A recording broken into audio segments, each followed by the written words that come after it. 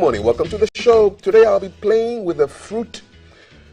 The original name comes from the Aztec Avocado, which means testicle. Sounds a lot like or avoku, which is testicle in Ewe.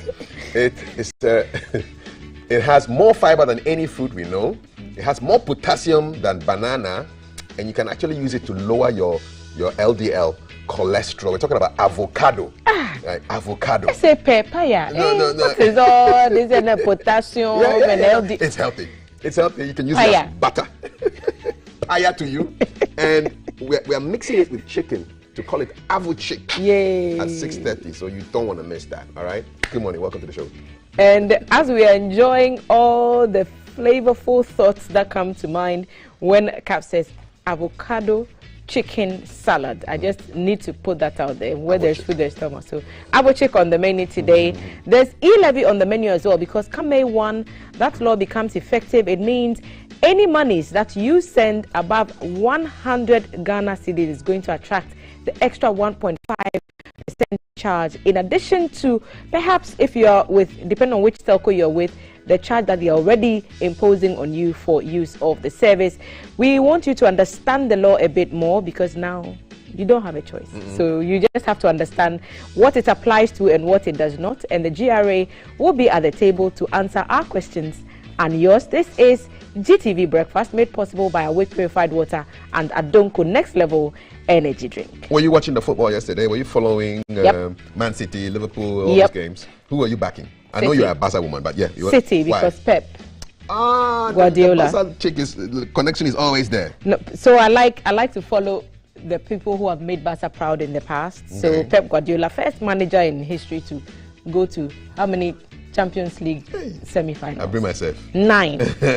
He's a goat. Pep Guardiola is a goat. And he took Barca there 4 times. 4 times. And he won how many? 2. All right. Just like Fergie. Fergie 2-1-2. We go there inside. We got your sports news at 7 o'clock today with Multi Decider Sadiq. She's got all the sports news in the palm of her hand. She's going to be waxing lyrical about Liverpool thrashing somebody who knew I was 3-3 and they gave them a small heart attack. But that's the sports news at 7. We've got our headlines with the Sheikh and the Reverend to be having a chat with the presenter. So that's a conversation. And then what else do you have apart from E-levy? E-levy, we are also going to do a sit down with the president of World Education. Okay. That sounds good. And in the last hour, there's going to be some singing. Can we do some acapella? Sing something for me. I'll just join you. Okay. So the song that came to mind, I can't really sing on morning television. Hum it. Hum it. Perhaps not. Bring a song, I'll hum along. God bless our homeland, Ghana, and make our nation great and strong.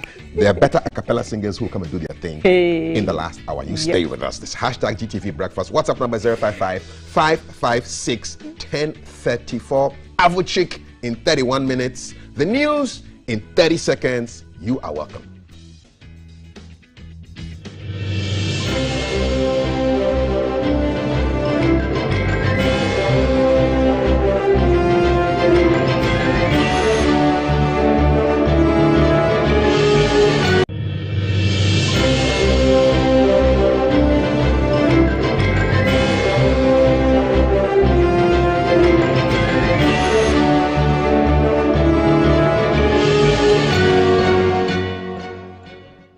Good morning. Thank you for joining us on GTV Breakfast News at 6 a.m. I am Multi Decider Sadiq. Stories making headlines. The Supreme Court has ruled that the Yasin North MP will not be performing parliamentary duties anymore. Also, 8 herdsmen have been killed in Zakwale in Yendi. Also on the foreign front, we'll take you to South Africa and all that is happening there. Let's start off from court, where the Supreme Court has, in a majority 5-2 decision, ruled that Yasin North MP Mr. James Jachekwesing can no longer perform parliamentary duties. This is until the determination of the substantive case filed against him at the Supreme Court. brought before the Supreme Court by Michael Ankuma Nimfa, a resident of Asimbreku in the Central Region. Mr. Ankuma Nimfa had earlier secured a judgment at the Cape Coast High Court overturning the election of Mr. Kwesi as null and void, but the embattled legislator ran to the Court of Appeal to have the decision set aside. Mr. Ankuma Nimfa is challenging the eligibility of Mr. Kwesi as the MP for Asin North, following allegations that he held dual citizenship prior to contesting the MP position. Although the Court of Appeal dismissed his case, Mr. Kwesi subsequently went to the Supreme Court to have his issue resolved. Michael Ankuma Nimfa also dragged the issue to the Supreme Court to seek interpretation of Article 94 Clause 2A of the 1992 Constitution. In the same case, Michael asked the Apex Court to place an injunction on Mr. Kwesi from holding himself as the MP for Asin North until the final determination of the case. We're heading up north, and at least 8 herdsmen have been killed in a suspected reprisal attack on Zakwale, a herder community in the Yendi municipality of the northern region. And the attack follows the killing of a teacher of Dagwan State Senior High School, Mr. Jacob Koy.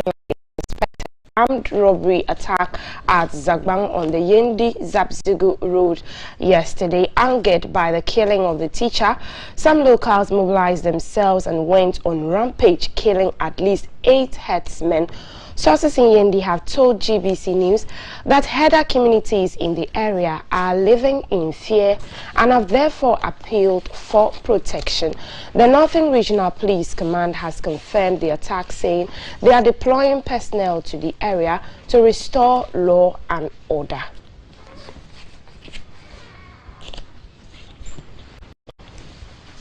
Now to preparations for the Easter festivities. More than 1,000 security personnel, including police and military men, have been deployed to Kwehu Ridge in the eastern region to ensure security before, during and after the Easter festivities. The Kwehu South Municipal Chief Executive, Mr. Emmanuel Ufuriata, disclosed this when GBC News visited the area to assess the preparedness towards the Easter festivities, and registered vehicles will not be allowed in the area during the festivities. The news team visited Kwewu Oboming in Kwetia, Mpraiso, Etibie and Obo. At Oboming, some businessmen and women were seen erecting their stands to welcome visitors. Almost all hotels, motels and guest houses have been fully booked ahead of the celebration. At Mpraiso, the team also saw workers patching potholes to make the roads more travelable for commuters. The road from Etibie leading to the paragliding field is also tarred to some extent. The paragliding field and landing site are also ready for the event. The famous Kwewu Easter festivity resumes this year after 2 years of suspension due to the COVID-19 pandemic. The town will host the National Lottery Authority's weekend draw on Saturday at Oboming. President Akufo-Addo is expected to grace the launch of the Kwewu State Book. The Kwewu South Municipal Chief Executive, Mr. Emmanuel Ufuriata Sr., said waste bins will be placed at vantage points along the roads to ensure environmental sanity during the festivity. The Assembly has started screening food vendors who would like to do brisk businesses during the celebration. Arrangement being done on sanitation is as usual. We have to make sure the communities are clean. We've had a discussion with Zoom Lion, which we have contract with them. They are going to provide dustbins and workforce, personnel and others to make sure all the communities during and after we see the cleanness of the communities. The chief of Oboming, Nana Efa Pinamang, was hopeful the event this year would live up to its billing. He commended government for repairing the Oboming town roads ahead of the celebration. He also cautioned the indigents and visitors to the town to be of good behavior. Abanya Daroma Municipal Assembly no ayen shishe yes there's traffic ane eba bepo iso no ayesan shisha sa tibiane tuduona embehu ne sabium aban aboa ma wayɛ yakwae na yɛhwɛ sɛ impuntuo bɛkɔ so no afɔrebɔ ɛbɛkɔ mia bebree na yɛba so a ɛdum srɛ atehyeɛ ne sɛ ɔmo mmra mbɛdi ɔmo ho ni. The DCE for Kwewu East, Mr. Isaac Ejepong, cautioned drivers against drunk driving and overspeeding during the event. Drink driving stopped because if you drink and drive, of course, you know the consequences. So we are pleading that people should not be drinking and be driving at the same time. In as much as we are entertaining ourselves, we have to take care so that we don't at least lose our lives. Some of the traders, drivers and the hoteliers spoke about how the 2-year suspension of the event has affected the economic lives and the expectations this year. You know how this Kwewu Easter festivity has been for years, and the kind of happiness that it brings to the people, the kind of economic benefit that it brings to the people in the Kwewu areas, and even people who travel from far and near to do businesses here. So for the last 2 years, or for the past 2 years that this Kwewu Easter festivity has not happened, in fact it has affected a lot of people. Basically it's a big entertainment company which has been going on in France, in the UK, and then we brought it to Ghana in December, and this time we want to bring it to Kwewu, show the experience. Our experience is very, very different than what you will see in other nightclubs. For past 2 years in here, Easter ni twa mu no adwuma no nenko de say Easter be dem ni say inipa beba ama yenso yenya adwuma ye. The news team also made a stop at Abosokan Choba, a popular chop bar at the entry point to the Kwewu West municipality, and asked the bar owner why it has that name. Nyamaye fra Abosokan say edumri bia na obi akonkra o se me kwa Abosokan akoto cars papers and I'm transfer me who say the sanitary dia me so me Abosokan iremunam papers. We'll bring you all the happenings around the Easter festivities. Now, the rains are just about setting in, and this is the time that drains are awash with waste. It is to engender the needed change and prevent flooding that an initiative dubbed Social Behavior Change Campaign has been launched in Accra. The campaign, under the Greater Accra Resilient and Integrated Development Garrett project, is spearheaded by the Ministries of Works and Housing and Water and Sanitation. Poor urban planning and development, indiscriminate disposal of waste and inadequate drainage facilities are some of the major causes of flooding in Ghana. The Social Behavior Change Campaign is therefore crafted to help prevent flooding in the Odo Basin and to improve drainage, manage solid waste, and provide services and infrastructure in priority flood-prone informal settlements within the basin. This is expected to mitigate flooding and its effect on human lives. Our component is to build a new landfill site at Aida. We are also to do one transfer station. We'll also have centers for buyback products like plastics, and also the capping of the old dam site at Abloraje. This campaign will take place in communities within the Odo Basin, basic schools, market centers, religious gatherings, and lorry terminals along the Odo catchment. The Minister for Works and Housing, Mr. Francis Asensubuachi, said violators of bylaws will be punished. The project has made good progress, and works will commence in June with the performance-based dredging of the Odo and its tributaries. To encourage citizens to do the right thing, the cleanest market and lorry park in Accra will receive awards during the project implementation period. The Garrett project is being carried out in 17 metropolitan and municipal assemblies in Accra. For GBC News, Yaira Lawe reporting. Let's move to the Jubilee House, where the family of the late Mrs. Emily Akuffo has officially informed the President, Nana Akufo-Addo, of the passing of the wife of the late head of state, Lieutenant General Frederick William Kwesi Akuffo. Mrs. Emily Akuffo was the first lady at the time that Ghana moved from driving on the right-hand side of the road to the left. President Akufo-Addo promised a dignified burial for the late former First Lady.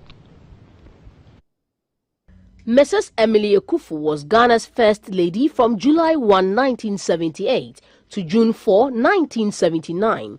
He was the wife of Lieutenant General Frederick William Kwesi Akuffo, Ghana's 7th head of state. He became head of state after he led a coup on July 5, 1978 to overthrow the then head of state, General Ignatius Kutu Champong. Mrs. Emily Akuffo passed away on 8 April 2022 at the age of 88.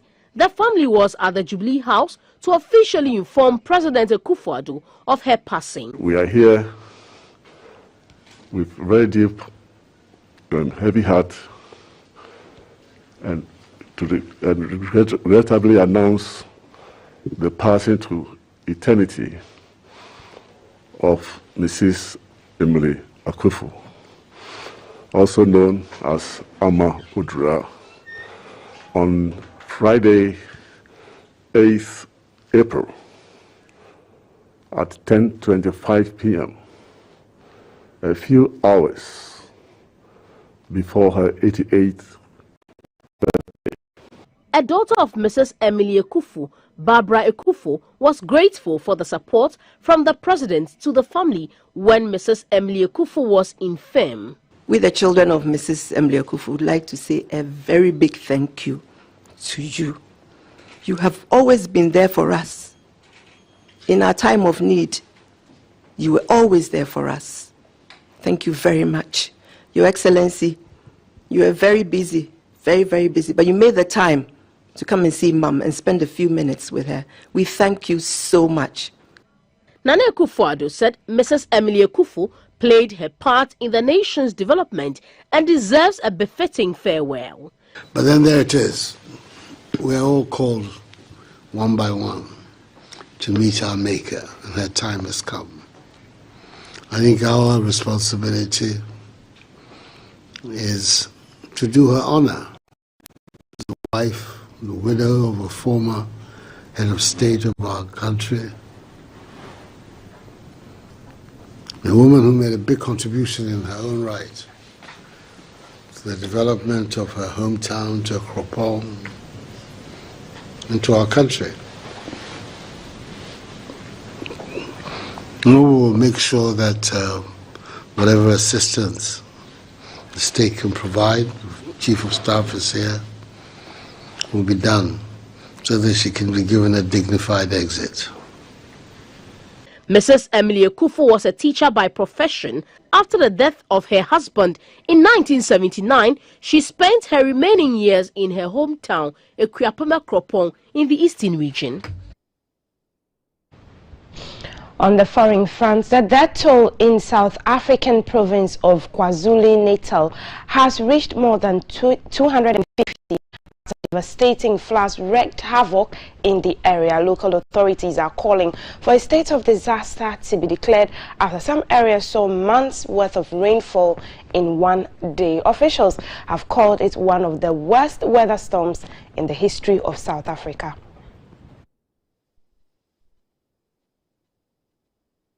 Mudslides have trapped people under buildings, with more floods expected. There are reports that a rescue effort is being hampered by poor visibility as a helicopter continues to bring people back to safety. Parts of the crucial N3 highway, which connects Durban to the economic heartland of Gauteng province, have been blocked. President Cyril Ramaphosa has visited the area and pledged to help. He also described the disaster as a force of nature, which some people disagreed with. They blame poor drainage and badly built houses in low-lying areas. Durban Mayor Mzolisi Kaunda denied that poor drainage was to blame, saying the scale of the flood was unexpected. Signs of destruction are still evident throughout the area. Some of the roads to the port of Durban are impassable after the swollen river washed mud and debris onto the roads. Operations at the port have now been suspended. The government is calling on people to stay safe by avoiding flooded roads and bridges and to evacuate to higher ground if they live in low-lying areas. The stormy weather comes as scientists warned that climate change is fueling heavier rainfall than usual in southern Africa. At the start of the year, the region was hit by 3 cyclones and 2 tropical storms in 6 weeks, which primarily affected Madagascar, Mozambique, and Malawi and inflicted wide-scale damage with 230 reported deaths. And that's how we draw the curtain on GTV Breakfast News at 6 a.m. I am Maltiti Saida. Sadiq will take the weather report after which GTV Breakfast will continue. We're still streaming live on Facebook and on YouTube. You can send us your thoughts and comments. Stay with us.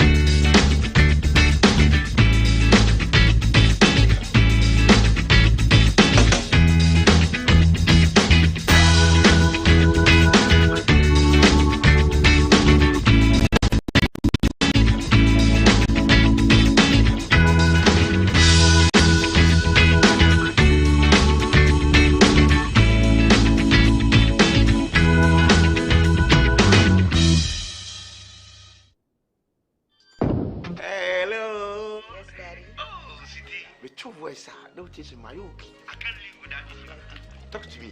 Daddy, the money. Oh, yeah. I'm a... Thank you. Mobile money for you now that you'll be able to me. Have you real phone? Yeah, my wife. Where is it? It's your Beneto. You think slave queens are cheap? Oh, just use ZPay to send me 1,000 Ghana cedis. After all, the charge is only 5 cedis. No problem. Come inside. Surprise visit. The money. Oh, okay. ZPay mobile money. Oh, thank you so much. I can even use the same ZPay mobile money to pay my bills. Now let's dial *270# to pay all your bills with ZPay mobile money. ZPay Chatumu Direct. Ago! Sikaria, we are in Yamian. Listen, I have good news for you. This is guaranteed to make you rich forever and ever. I know what you're searching for. I'm alerting you.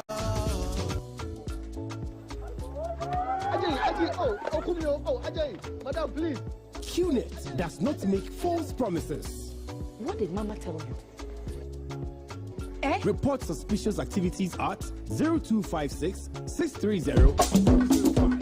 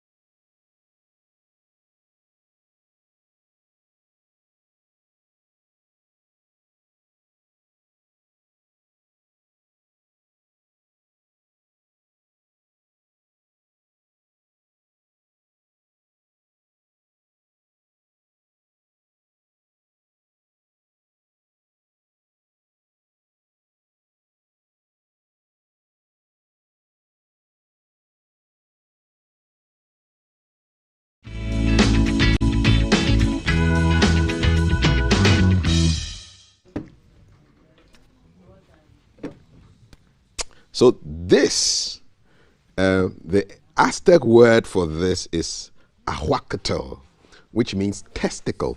All right, and it does look like a testicle, doesn't it? This used to be called alligator pear. In Ghana, we call it a pear.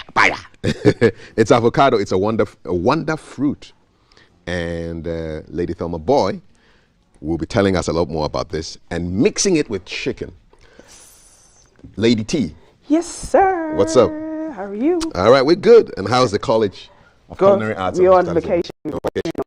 Okay. No, I keep saying March. I mean, it's May. May All right. 4th. Nice one. Tell us about the avocado first before you go into the avocado chick salad you're going to do for us. It's really good. If you want to lose weight, it's one of the best fruit that you could use. Fruit. It's actually a fruit. Yes.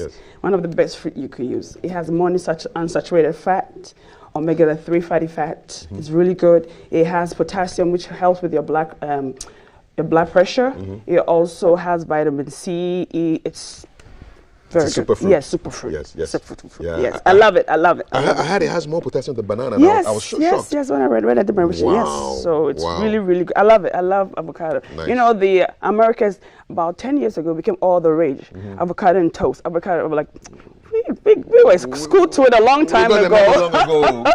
And you know, when they get something, they're like, oh, this. I'm like, oh, we've been doing bread and avocado. Late to the party. Late to the party. Yes. So yes.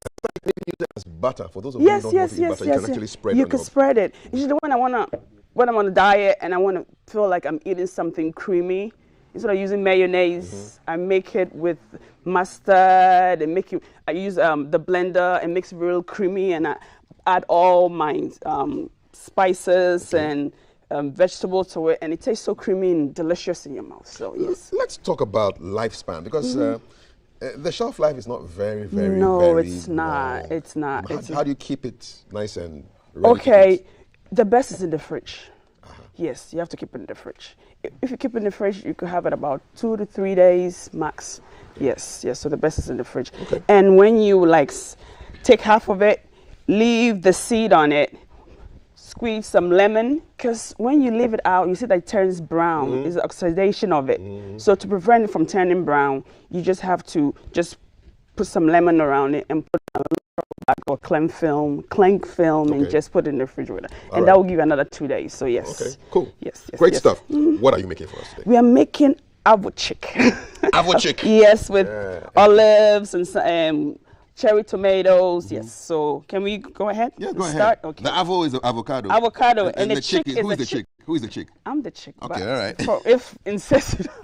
I'm sorry. Go ahead. I know. I wanted you to be sure. Yeah. Well, the chicken. Yes. Yeah, I'm the main chick, and she is like the side chick. Side chick. Yeah, and it's on the side too. So yeah, you say in God we trust. The rest we verify. I had to know who the chick was. Well, she's the chick, and you're doing avochick. Avochick, and that's the side chick. Okay. So this is a cucumber. We don't take the seed out. I like to use a baby cucumber. Okay. Because it's you don't have to take the seed out. It's much tender, and I like it. So we're just gonna cut it. Can I do some cutting? Oh, you want to try? Yeah, without cutting off my fingers. Please. Yes, that's it. So this is cherry tomatoes or baby tomatoes, as they call it. Okay. It's nicer. Gives a better presentation. We have some olives here. Some olives? Yes. We're just going to add a little bit to it. Okay. Then our cucumber. Some more? Yes, I'm going to do it. Okay, so do the half and I'll be cutting the rest. Yes. So just this one you don't want. Okay. And so you could just chew at a time to make it fast. Okay. All right. Okay. Then whilst he's doing that, to check just when you want to find out if the avocado is ready, just give it a small, there's pressure to it, and it leaves like a bit of indentation, but you feel like it's soft, then you know that it's ready. Okay. So with that one, we're just going to use our knife to go around it and see it. Oh, it's beautiful. Okay. So to take the seed and just go like that, just twist it around, and to do justice to it, we just we just go around it like this. Okay. Go around it like that. Like that. Then we're just gonna cut. You could do that for the second one. Yes. And I'm gonna take a spoon. This one, right? I use this? Yes, you can use that. So we just take a spoon and just basically we're gonna scoop it out.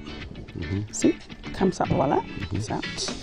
So you look like a crisscross pattern, right? Yes, that's it. You're gonna scoop it out. It's not too big. Okay. So scoop it out. And you want to do that? You can scoop it out. I want to see. I don't want to. Okay, so you just all right. take Okay. the spoon around it like this, and just. You've been scooping for years, so you get experience. That's it. Okay, so that's it. Good. So that's it. That's it. So we're gonna take our cucumber. We're gonna add it to our. I don't want this one. I think I have too much cucumber, so I'm gonna just leave a little bit. Okay. So we added the baby yes. and the avocado. Yes, and this is our chicken. All right. I use chicken breast. Okay. Why the breast? Well, I like to use the chicken breast. It's called the supreme of chicken. It has no fat. You know, but you could use the thigh. The chicken breast is more expensive, so if you don't have it, you could use a drumstick or thigh. How do you prepare it? Oh, I marinate it with herbs, spices. Then I put it in the oven. Okay. So marinade is what for the we the non-cooks. When you're marinating, you marinate to marinate. Okay. So the marinade is the herbs and spices and oil and all that you add it to. The marinade is the process of leaving it for it to absorb it. Okay. Yes. So you put all this chicken into that concoction? I put it into the marinade. Okay. Marinade. So I marinated it. I marinated it. So the D before the T. So you marinate to marinate. Okay. Kids in the school. So yes. So we're just gonna roughly chop. So we're doing avocado chicken salad. It's called avochick. Avochick. Yeah, hashtag avochick. Yeah, and I'm the main chick. Yes, and this is the side chick. Yes, that's the side chick. Being dealt with. Yes. See, she's being dealt with how side chick needs to be dealt with. Yeah. Violence. Yes. All right, okay. So we're gonna. So that goes there. Put our chicken in here. I think we have enough. Oh, why not? It's supposed to be avochick, so we need to. Okay. And I need to even add one more. I think we could do one more. You good? Yes. All right. So this is our. So what is this now? What are you going to add to it now? Our vinaigrette. Vinaigrette? Our French vinaigrette. I'm just going to some salt? Put a little salt on it. So, and I was also saying, like, you know, we have Easter coming out and people go on Easter picnic and all this stuff. When you make your salad, don't, dress it. So the salad, cut it and put it in their little containers. Take it with you. Right, when you're about to eat, then you mix it. Because when you add the salt and everything, salt draws out moisture. So when it sits for a while, the moisture is going to come out and it's not going to taste the same. Okay. So this is our balsamic vinaigrette. Okay. I added some You can buy coriander. this in any good supermarket, right? Yeah, you can. So we're just going to... What's inside? It's balsamic vinegar, which is made from grape, and extra virgin olive oil. Okay. Yes, that's it. And crushed white pepper. Yes, so this is avochick. I think it is ready. Get rid of it. I think we should add one more avocado to it because this is avochick. It's supposed to be the more dominant. And when you're done, you can give us some of our viewers tips on how to preserve their salads. Yes. See, sometimes it goes up like this. Okay, so try this one. Let's try this one and see. I think this one looks. Yes. That was right. Okay. So I'm just gonna make this. Oh, see my helper. Yeah. See? There you go. Everyone needs a helper. Yeah, Charlie, how you doing? My family people came in and think, look at this guy. He doesn't know how to cook. He's only on TV. But we don't, for TV you have to present. TV chef. You have to represent for TV. Yeah. So there you go. This is it. Good. Thank you very much. So I think we are ready to go and serve. If you want more dressing. So this is it? This is it. We're done. You're done. Voila. What? And the last time the girls just came and just scattered it. You girls. They scattered it. Just scattered it, but it's all good. So can I serve? Yes, you can serve me. I heard yes, please, from Thelma. Thelma is responding to me, to your question. I'll put this here? Yes, please. Okay. I need it more. All right.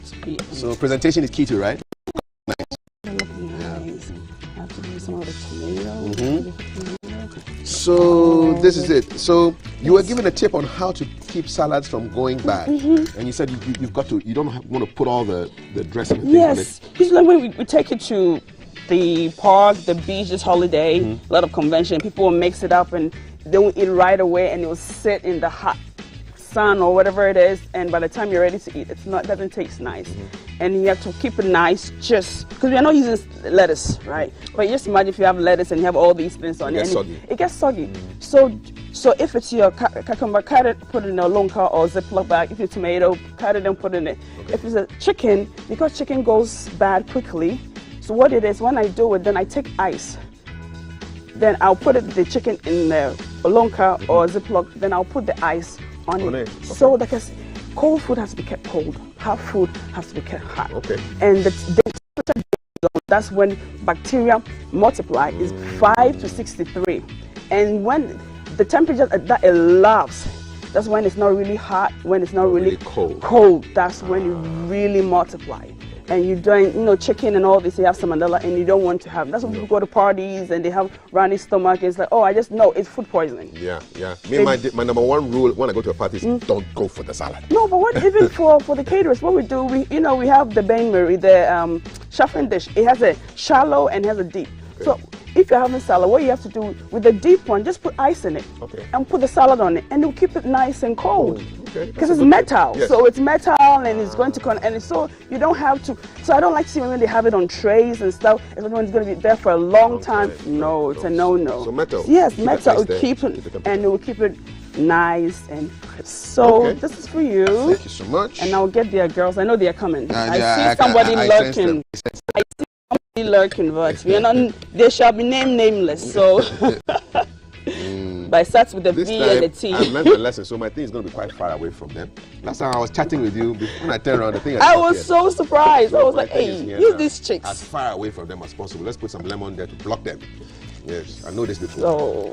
Charlie, deploy chicks, but Charlie, when it comes to food, put it aside. Put the identity aside. When it comes to food, you can't do that. Food. Yes, now they can come for this one. Yes. Whoever comes, I don't mind. Yes. I'll even give her a fork. Oh, I'm sure, gentlemen. Take your thing, go. Thelma is on the way, I know. Unfortunately, Maltiti is fasting, so I will save this for her. Yeah, we'll save some for her.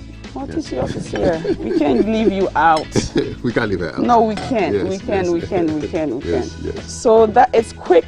Ghanaians, we usually do Ghanaian mixed salad. It's something that doesn't take much time.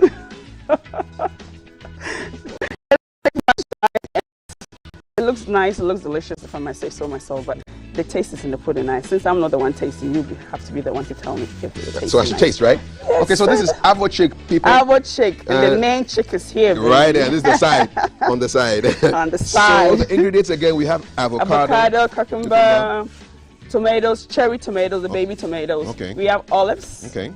And our chicken. Yes. And then you cut everything up, and then you marinate the chicken. Yes, I marinate the chicken. I put it in the oven because it's chicken breast. It has no fat in it, so you have to make sure that when you don't overcook it. If you overcook it, when you're eating, it tastes like rubber in your mouth. You chew and chew and chew and chew and chew. So if it's chicken breast in the oven, no more than 30 minutes, and it has to be out, and you have to let it cool for the juices to get back in there. Otherwise, when you cut it right out, with all the juices will just. You have to leave it for the juices to redistribute itself before you start cutting or slicing or whatever you want to do. So you know what I like about this? So the and then you've got the chicken stuff. Ame, come inside. Good morning. It looks as delicious. It sounds. I love it. Doesn't sound. You see, the food has just messed up all your English, your vocabulary is up in flame. I'm trying to take a photo to send to my mom because she loves these cherry tomatoes. Today she's going to eat her heart out.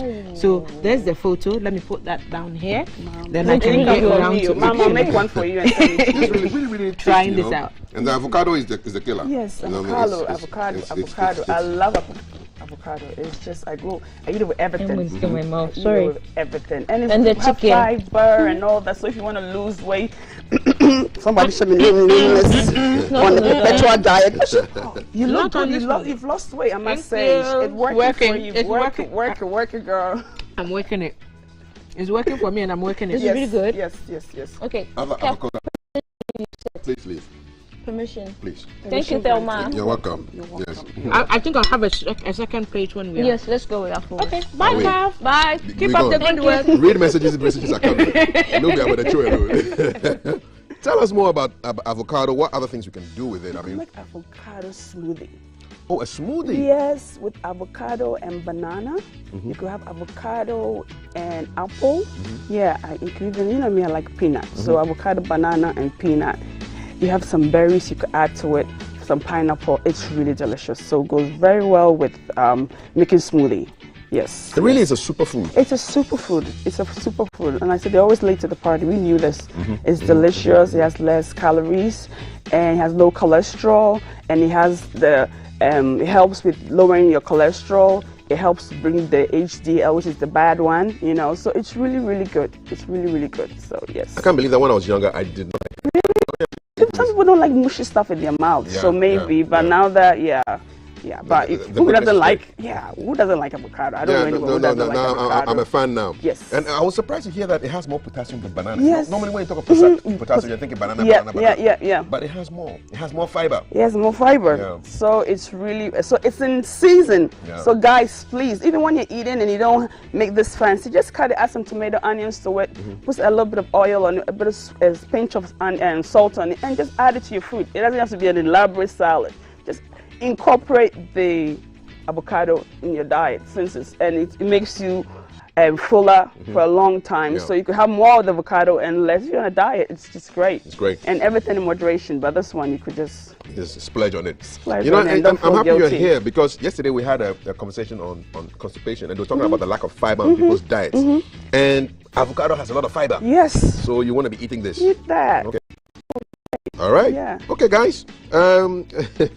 If you want. We can be talking. The food is so good The that you food can. is so good. And this Lady Thelma Boy with Avo-Chick. Yes. We'll put the recipe out there for you. It's a simple recipe, but we'll put it out there for you. And you can follow them on Facebook, the College of Culinary Arts and Hospitality Management. Yes. And you get all the recipes there. Every Thursday, Health Check goes to a whole new level. It's all about food and healthy eating. And we've got great recipes. And this is Avo-Chick. It's perfect for Easter. So, bon appetit. What you need? Minsanka. Thank you. Enjoy. We've got sports news coming up in a short while, so don't go anywhere. We've got headlines with the Sheikh and the Reverend and the presenter. But for now, we the chop. Enjoy. Enjoy your holidays, guys. Happy Easter. Happy Easter. Bye.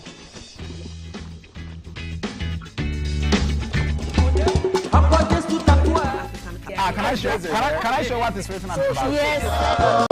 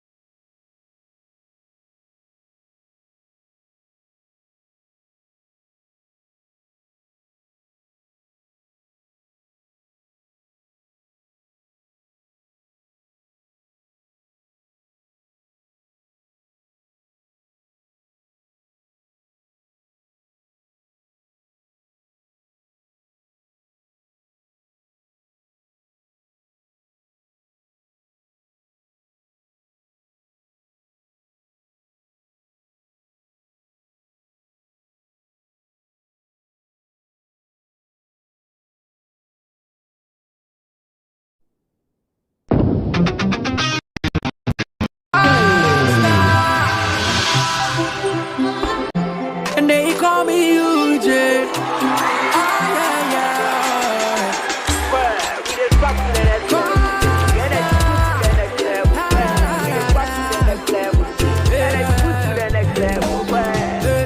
When you need a shoulder to cry, run on my pumpy, so we try was suicide. Yeah, let bygone be bygone. I didn't see what the button go do, we dey go straight to stardom. And I go take you to next level. My baby, oh yeah. The energy next level. But baby, oh yeah. I'll take you to next level. My baby, oh yeah. I don't code next level. Excessive drinking can be detrimental to health. Not recommended for persons under 18 years, lactating mothers, pregnant women, and people sensitive to caffeine. This advertisement has been vetted and approved by the FDA.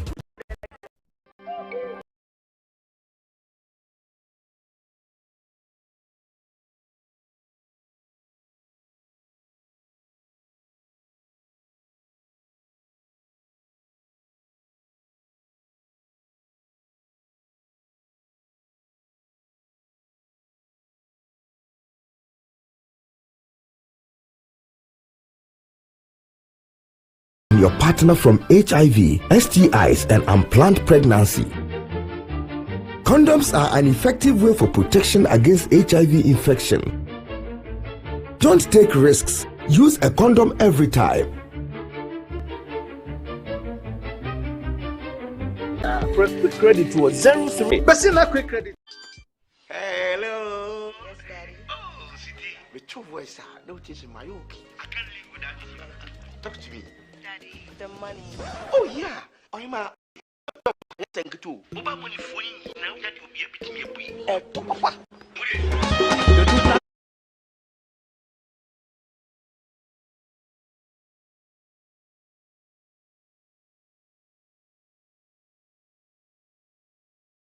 Where's the camera? Stand and turn. So what's your pleasure than Votras, yeah? At that time of the morning.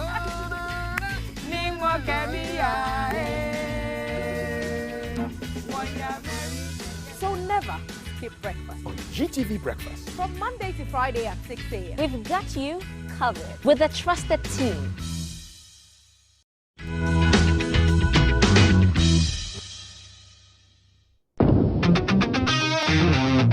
My neighbor. Good morning. Good morning, everyone. Good morning. It's a good morning, and we serve you breakfast. Not just any breakfast. Sizzling healthy. Yeah, all the time. Okay, let's take a peek. I brought my spine. There are certain things that we do to help the children with their brushing. And there's much more on offer on GTV Breakfast. You want it served buffet style? On-site restaurant. Complimentary breakfast? Off of your plate should be vegetables. So in my lifetime, I haven't seen Ghana Black Stars win an African Cup. Yeah. Can I show what is written on the box? Yes, definitely. Where's the camera? Just stand and turn. So what's your pleasure than Votras, yeah? At that time of the morning.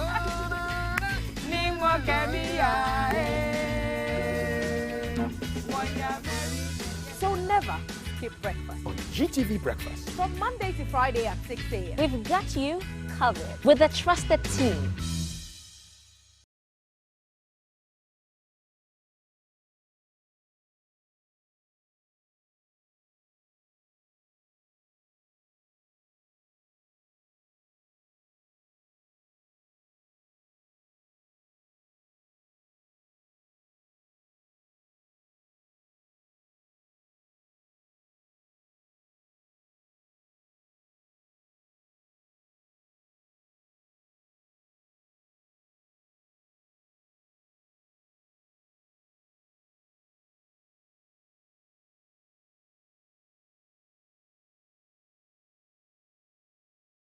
Good morning, my neighbor. Good morning. Good morning, everyone. Good morning. It's a good morning, and we serve you breakfast. Not just any breakfast. Sizzling healthy. Yeah,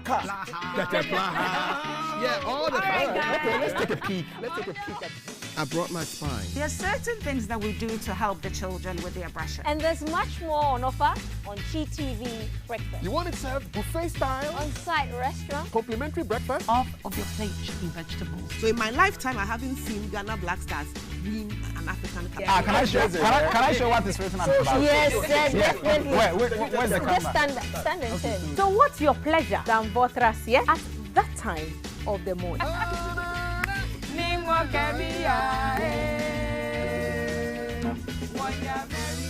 So never skip breakfast. GTV Breakfast. From Monday to Friday at 6 a.m. We've got you covered with a trusted team.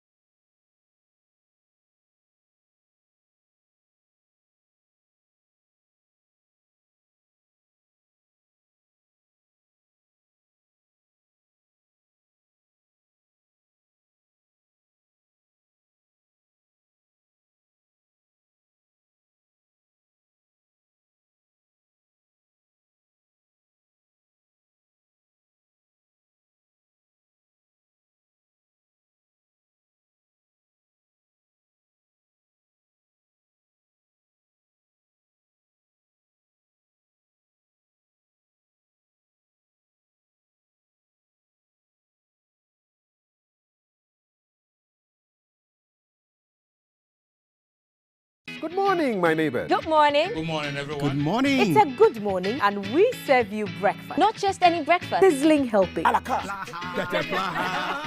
all the time. Okay, let's take a peek.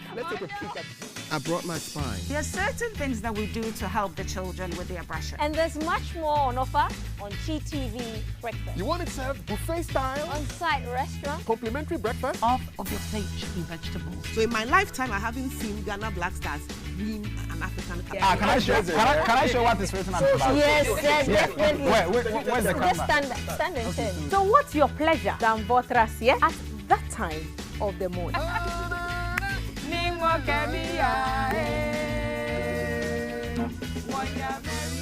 So never skip breakfast. On GTV Breakfast. From Monday to Friday at 6 a.m. We've got you covered with a trusted team.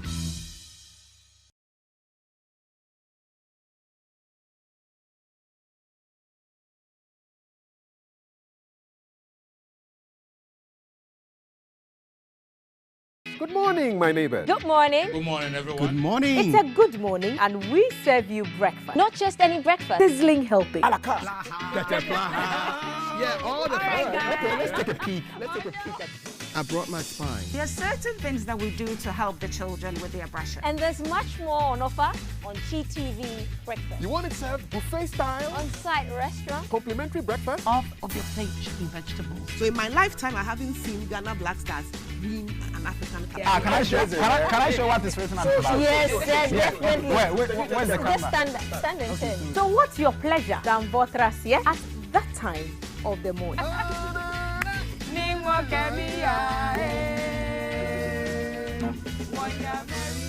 So never skip breakfast. On GTV Breakfast. From Monday to Friday at 6 a.m. We've got you covered with a trusted team.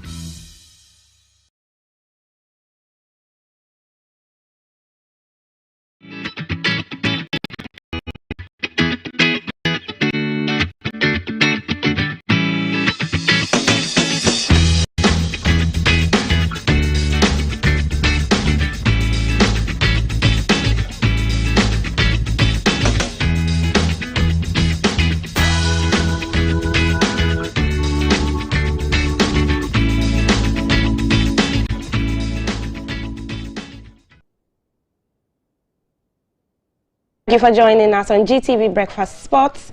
I am Saida Sadek. A lot happening in the sporting arena.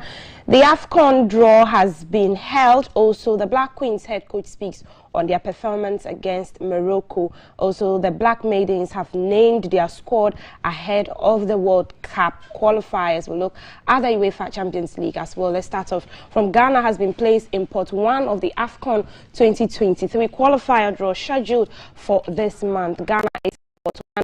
Senegal, Egypt, Morocco, Nigeria, DR Congo, Burkina Faso, and Mali. Other additional countries include host Ivory Coast, Algeria, and Cameroon, and Tunisia. The draw will be held on the 19th of April 2022, ahead of the AFCON. Pot 2, there are South Africa,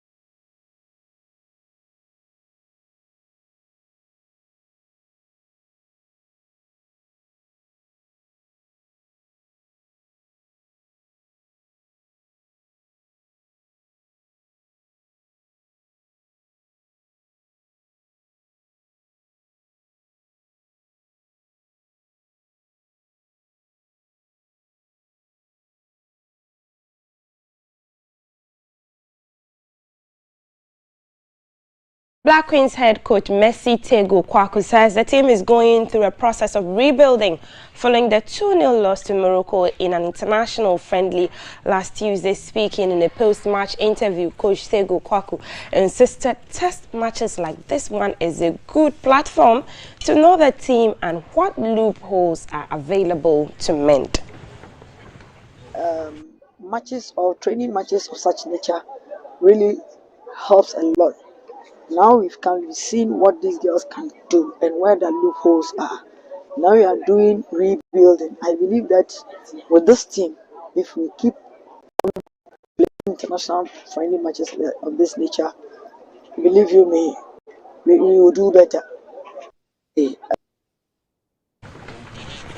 Now, coach of Ghana's under-17 women's team, Babanu, has named the strong 22-woman squad for the World Cup qualifiers against Guinea. The Black Maidens will travel to Conakry for the first leg on Saturday before hosting the second leg in Accra a fortnight later. The winner of the two-leg tie will progress, till the final stage of the competition. The Black Maidens beat Senegal 4-0 to reach the third round of the qualifiers.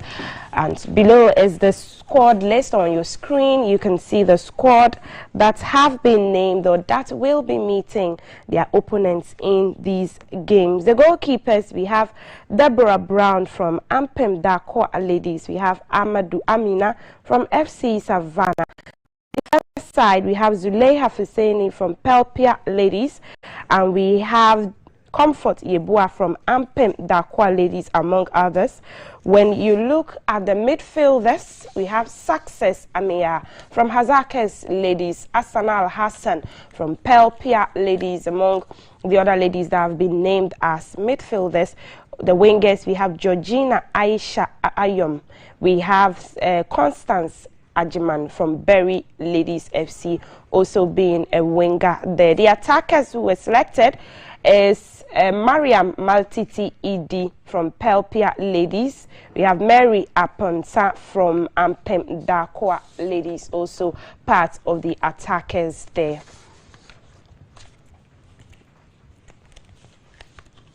So that's the squad list for the game against Guinea. Now, the FA Cup, Adriana Stars booked their place in the last four of the FA Cup after beating King Faisal in the quarterfinals at the Nana Ajimambedu Park in Doma yesterday. The Oja boys recorded a deserving 3-2 victory over the green and white to ensure their place in the semi-finals of the cup competition.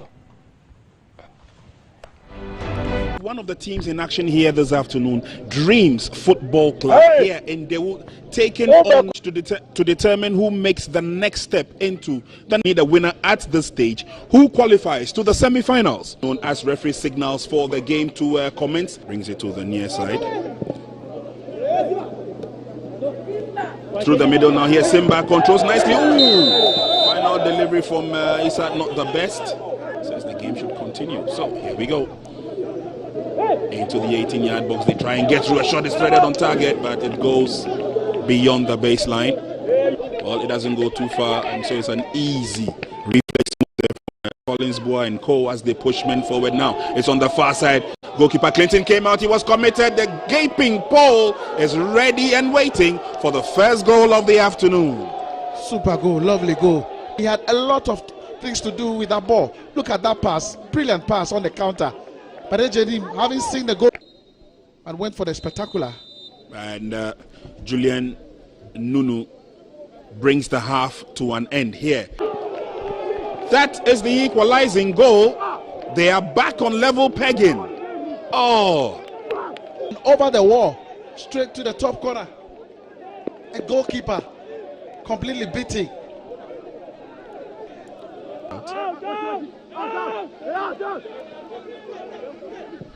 Augustine. Results, and Dreams FC beat Kotoku Royals by 2-1. Adriana Stars beat King Faisal 3-2, and Bechem United also beat Tamale City by 4-2. Later today, there will be a game between Sky FC and Heart of Oak.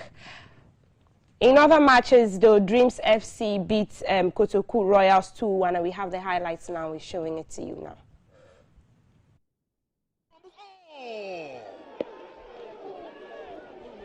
To get brings it to the near side. Through the middle now, here Simba controls nicely. Ooh! Final delivery from Issa, not the best. Says the game should continue. So here we go. into the 18-yard box. They try and get through. A shot is threaded on target, but it goes beyond the baseline. Well, it doesn't go too far, and so it's an easy reflex move there from Collins, Boa and Co. as they push men forward. Now it's on the far side. Goalkeeper Clinton came out. He was caught. Goal is ready and waiting for the first goal of the afternoon. Super goal, lovely goal. He had a lot of things to do with that ball. Look at that pass, brilliant pass on the counter. But Ejedim, having seen the goalkeeper off his line, rounded him with cheeky ease, and just look at his composure, calmly slotting home. Abdul Jalilu stands by. Shot is fired on target. That's a very good attempt. Let's look at Egypt's national team, and Galal, 54, has been in charge of big spending pyramid since... Good morning, my neighbor. Good morning. Good morning, everyone. Good morning. It's a good morning, and we serve you breakfast. Not just any breakfast. Sizzling healthy.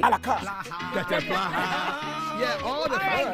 The Zamalek, El Masri, El Makassa, Ismaili, and Al Ali Tripoli. Record 7 times African champions Egypt await the 2023 Nations Cup qualifying group draw, which will take place on Tuesday, the 19th of April. And he has been named the new national coach of the Thurs, Ehab Galal.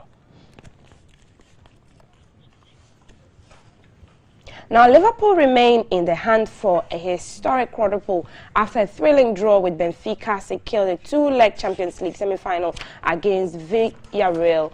Having established a 3-1 lead in Lisbon, Liverpool extended their advantage with Konate's powerful... Let's take a peek at... I brought my spine. There are certain things that we do to help the children with their aggression. And there's much more on offer on GTV Breakfast. You want it served buffet style? On-site restaurant. Complimentary breakfast? Off of your plate chicken vegetables. So in my lifetime, I haven't seen Ghana Black Stars win an African Cup. Can I show what is written on the back? Yes, definitely. Where's the camera? Just stand and turn. So what's your pleasure than Votras, yeah? At that time of the morning.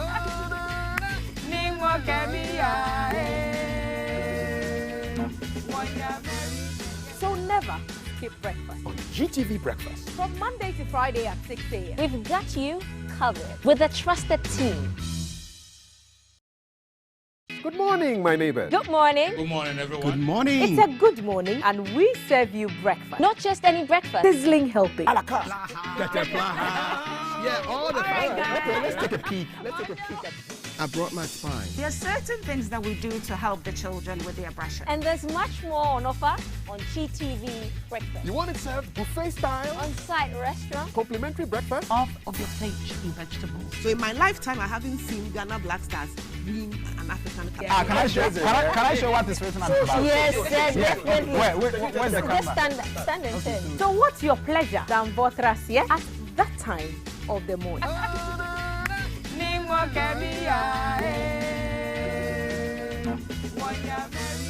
So never skip breakfast. On GTV Breakfast. From Monday to Friday at 6 a.m. We've got you covered with a trusted team. Good morning, my neighbor. Good morning. Good morning, everyone. Good morning. It's a good morning, and we serve you breakfast. Not just any breakfast. Sizzling healthy. Yeah, all the time. Okay, let's take a peek. At...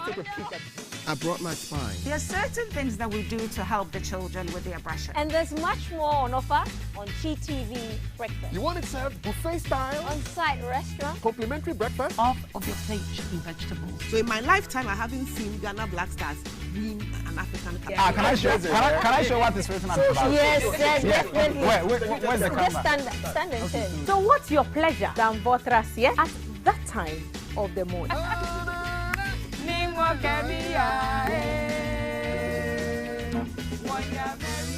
So never skip breakfast. On GTV Breakfast. From Monday to Friday at 6 a.m. We've got you covered with a trusted team.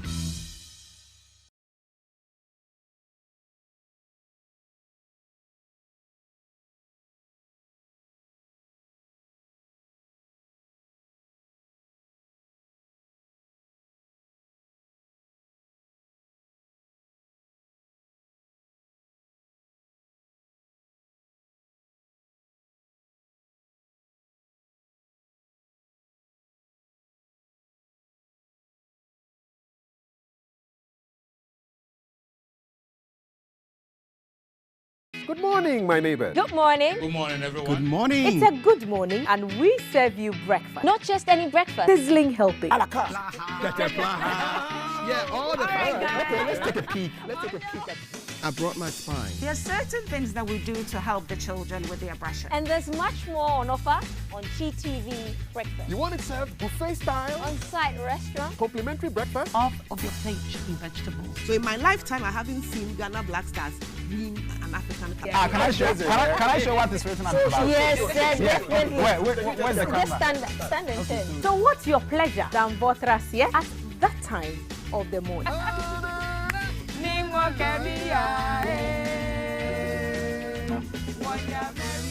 So never skip breakfast. On GTV Breakfast. From Monday to Friday at 6 a.m. We've got you covered with a trusted team.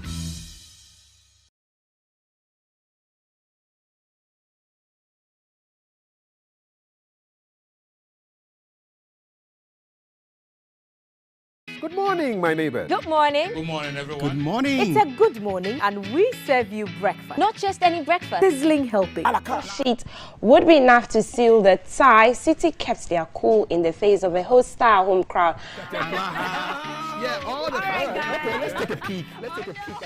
I brought my spine. There are certain things that we do to help the children with their brushing. And there's much more on offer on GTV Breakfast. You want it served buffet style? On-site restaurant. Complimentary breakfast? Half of your plate should be vegetables. So in my lifetime, I haven't seen Ghana Black Stars win an African Cup. Can I show what is written on the back? Yes, definitely. Where's the camera? Just stand and turn. So what's your pleasure than Votras here at that time of the morning?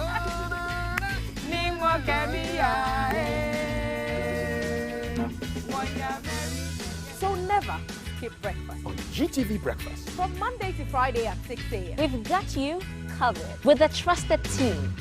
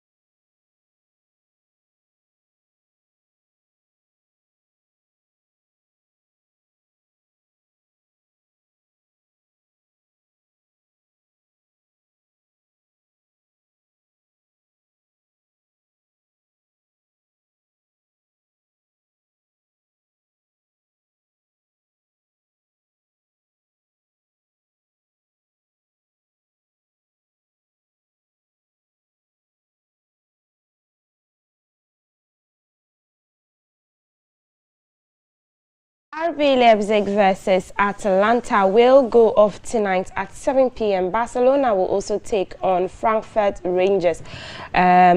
Braga will take Good morning, my neighbor. Good morning. Good morning, everyone. Good morning. It's a good morning, and we serve you breakfast. Not just any breakfast. Sizzling helping. Yeah, all the Okay, let's take a peek. I brought my spine. There are certain things that we do to help the children with their brushing. And there's much more on offer on GTV Breakfast. You want it served buffet style? On-site restaurant. Complimentary breakfast? Off of your plate should be vegetables. So in my lifetime, I haven't seen Ghana Black Stars win an African Cup. Can I show what is written on the back? Yes, definitely. Where's the camera? Just stand and turn. So what's your pleasure than Votras, yeah? At that time of the morning.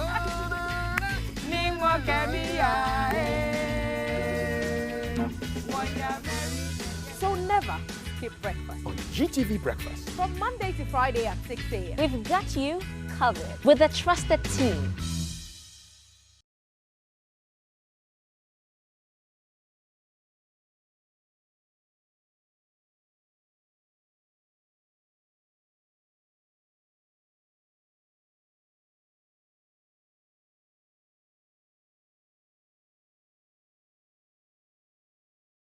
Won the 10,000 meter at the Commonwealth Games in Glasgow in 2014 and also took the African title distance in Marrakesh that year. Chepkuri has been provisionally suspended since June 2019 after an expert panel studied anomalies in blood samples collected by World Athletics between 2016 and 2017.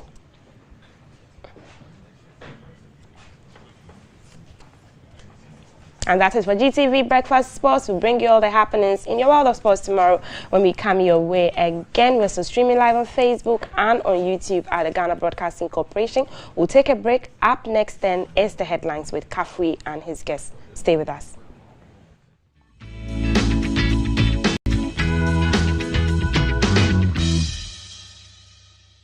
Good morning, my neighbor. Good morning. Good morning, everyone. Good morning. It's a good morning, and we serve you breakfast. Not just any breakfast. Sizzling helping. Yeah,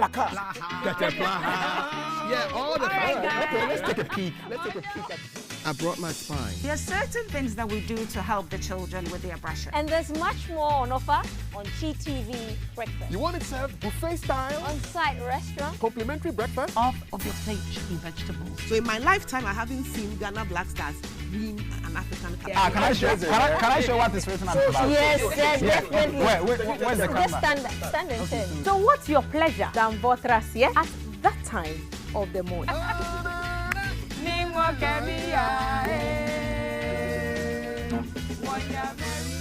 So never skip breakfast. On GTV Breakfast. From Monday to Friday at 6 a.m. We've got you covered with a trusted team.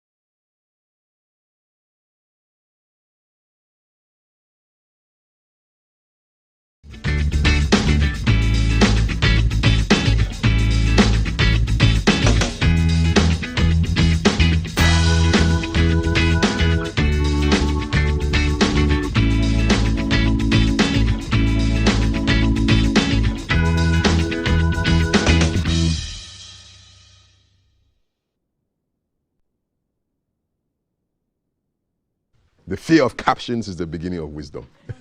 Greetings, everybody. Good to have you here. We've got conversations coming up on a whole host of things, including Acapella. For those of you who are getting your voices ready for singing, we'll give you all that on this show. We're looking at the E-levy law as well. What you need to know about E-levy, the whole computations, calculations. It's here on this show.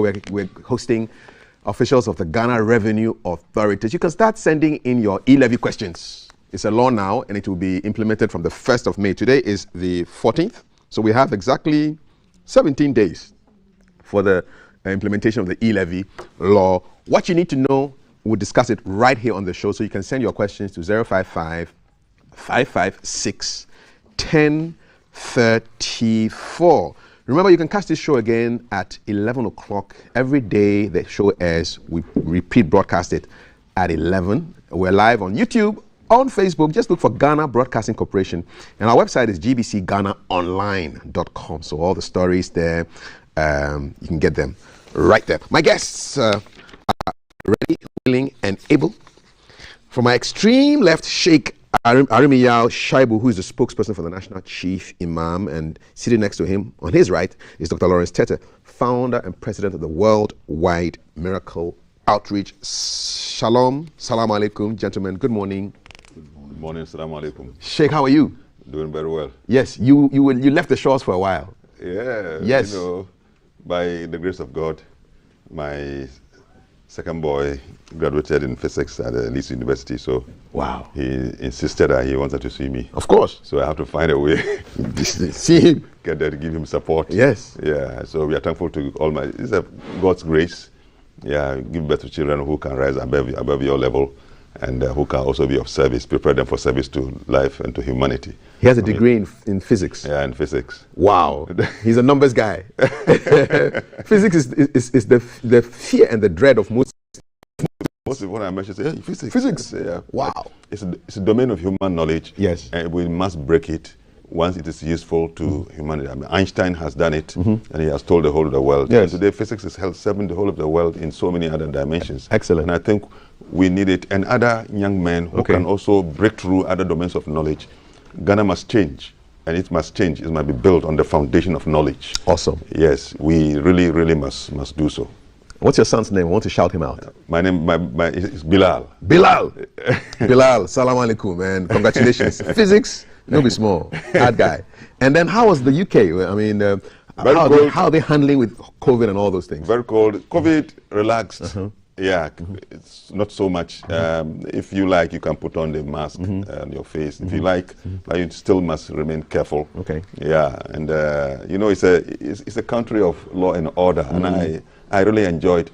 At the ceremony, you know, what fascinated me was the simplicity. There was no waste of time. In fact, at the event, there was no MC. Okay. The head, I mean, of the university was the one who's before he came, everything had been put in place. Straight up. So he came straight to the podium, began, and shortly he started, and we have finished. How many hours? And I think it took us maybe some 45 minutes. How many people were being graduated? A lot? Oh, quite a lot. Different levels. Of the physics. Okay. I mean. All right. So for me, that's the fact that we didn't waste time was something. You liked it. And the order when we were going out, I don't know why. What is wrong with we blacks? I don't know. I feel ashamed that I'm speaking this way, but the order. Everybody was patient. We're coming from different roles. You see your friend, you stop for him. And he's ready. If you give him the sign that he can go, then he goes. If he's then he can either give you the chance, you can go. And it's so beautiful. You're just observing things. Yes. And law works. Drivers were careful. I was asking the one who was taking me around. So what is the rate of accident here? We're driving to Heathrow Airport, and everywhere we reached, he will be warned that the camera is there. The machine will tell him. Yes. So if he still goes above this, then he still remember you are getting close to the camera zone. So it's not about just the desire to arrest. Yeah. But the system wants you to keep within the law. Yeah. And for me, an orderly nation, order and discipline, is a factor for accelerated development. Once we get indisciplined and there's no order, we should not be talking about development. I can see some of your observations entering some of your sermons. Yeah, I'm serious. When I give my sermon, I'm for order. So you're welcome back. Thank you. Good to see you back. And Reverend, what have you been up to? Did you congratulations to my brother Sheikh. Yes. Thanks so much. And also to really admonish you for allowing your son to do a course that is relevant. Thank you. You know, we became very little-minded after some time in Ghana that when you do a course like physics, they call it raw. When you do a course like chemistry, raw. Maths. Biology, raw. Maths, raw. And at the time, we became very little-minded that you have to be a doctor to be a champion, a medical doctor. You have to be a lawyer to be a champion. Today, we have a lot of lawyers and doctors in town that they don't even have a place to be. And then everybody started going into social sciences. And then people do administration, they do marketing, they do law, and then they have no work. But I had to go to Europe to even realize that even if you go and do nursing, there is work for you. By the time you finish the nursing, there's work for you. Going to do physics, make you a specialist, a scientist. And we don't have many of them. So job is just available for you. You'll be surprised the many institutions and organizations that are ready to. And so I really, and the University of Leeds is a very good university. I've had a chance to speak there a couple of times, and I must say, except that it's far and it's very cold. It's far from where? Far from London. Far from London. You're almost in Scotland. When you go to Leeds, it's the end of the world. You know the place. You're going to Scotland. It's very cold, and it's also a very dominant place for Muslims. Yes. So most of our Islamic brothers in the UK live. So it's Asian, about 60 to 70% of the inhabitants there really are. So Sheikh's child will really feel very comfortable in that environment. But I must say congratulations. And this is a time for us to wake up from that courses we do that does not give us job. Thank you. A lot of this unemployment issues we have in this part of the world is straightforward. Wrong choice of subjects. Too many marketers, too many social scientists. Everybody wants, I'm a social science, I'm a communicator, I'm a marketer. And there are some people who are not carved for the job they are seeking for. And so you go to the place there and everybody did a course that has no relevance to society. I'm even thinking that we should start working on our education system now. And try to change a place, get practical subjects that will give people practical jobs, hand-on works. The TVET drive is what is happening now. That's the perfect last week. In fact, I congratulated the director the last time. The TVET system will be a very wise system. And worldwide, we should not politicize this at all. When people go and they learn machinery, they can work. Sewing of dress, they can work. The titles that we ask ourselves for sometimes doesn't work. And the truth is that look at our children these days, their English language is very bad. Their tenses are wrong. They get short courses. I've seen curriculum, I don't want to mention university, but I've seen on some of the university boards and things, so I need to be very mindful, otherwise it will look as a conflict of interest. But you look at somebody who's going to read psychology, he has pamphlets. They read a pamphlet, and then you finish. And because you are done. No textbook. And so they come out and they virtually have nothing. Look at the age group that cannot even write common script now. And we deal with them. I sit on scholarship panels and you interview people and you ask them to write scripts. And the language is very appalling. What we knew, Sheikh, when we're doing O-level, today people are doing master's degree, don't know. So congratulations to have asked the boy, encourage him to do physics. And what you did is what my father did to us. At every stage of our life, he makes sure he comes to our graduation. He comes to our school end of the year, and it encourages you. You feel like daddy appreciates you. Next time I'm in the UK, which will be not long from now, I'll make sure I visit him. And you have my word on that. Oh, great. Bilal, if you're watching us, Uncle Lawrence has come to visit you. Yeah. Even if I don't go, I'll let him come to London. One time. Yes, we have a good time. We'll meet. Yes. Thank you so much. Leads us where Reverend Doctor makes a very good point. You know, about our education. Yes. I met an expert and he's told it 80% of our life needs fall within the domain of TVET. Yes. 80%. 80%. And yet we spend 80% of our resource education to the 20%, which is about the big English we speak. You tell me if big English can build this, the television here, the room here, is what I wear. Tell me what big English can do all these things. And these are essential, existential, if you like, to our lives. So if there's anything I can tell the government, I say, look, put more resources into the TVET. I want to see myself, allowing my son to do carpentry and feel proud about him. Because in our parliament, we wanted furniture and we went to China. I can't accept this. Neither can China? I. No, how? In Ghana here, you want furniture, you go to China, and we provide work for Chinese, give them the dollars, and if our dollar is rising and city is falling, we still are blaming somebody in this country? Doesn't make sense. A country that is dependent on import, your balance of trade is out of balance, and somebody cannot sit and think about this. Productivity begins. That's what Kwame Nkrumah talks about polytechnics. You are building factories and you don't have middle income technicians. All of them are doing philosophy. They are doing business. They are doing economics. Our university tech is being turned now into, it's no more the University of Science and Technology. Exactly. Science and technology. That's lost the value. Look, I went to the US, it's ground zero, and I saw a design. I said, wow, these people, how do these people think? They have turned the whole place into a tourist attraction using engineering. So if our educational experts and the ministries are listening to us, I say bravo to TVET. Look, there's a technician who comes to take care of my car. And I look at him. He said, anyway, these people are brainy. I wake up in that. I call him Molu. Molu. I say, Molu. Look, he comes, he just pours down his materials. He will look at, am I like this thing? Huh? How do you know?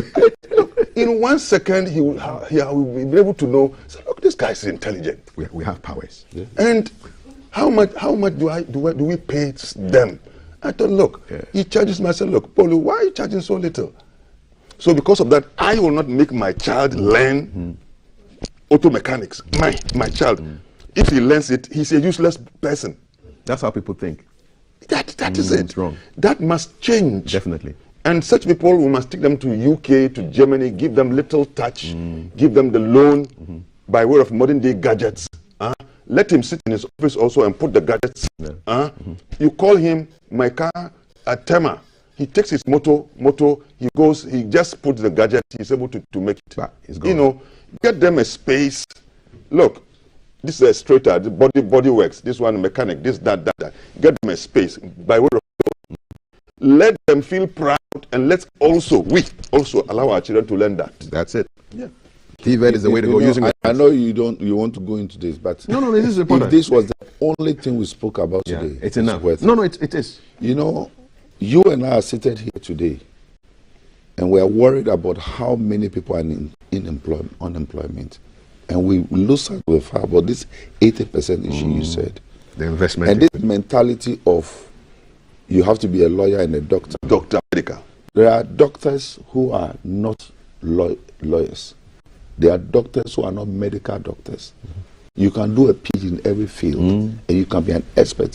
And what is really happening to us now really is that the very thing that will make us, if you look at the whole of Ghana, 80% of Ghana is agriculture, food. And yes, still Ghana is imports food. We have vast land. If you go to the north, in fact, not even from here, if you live from in Sawan here, Once you drive out of Accra, after Pokwa from Sawa, the land is green till you get to Kampaga or Wa. And yes, so we sit down, and all the people are coming down here.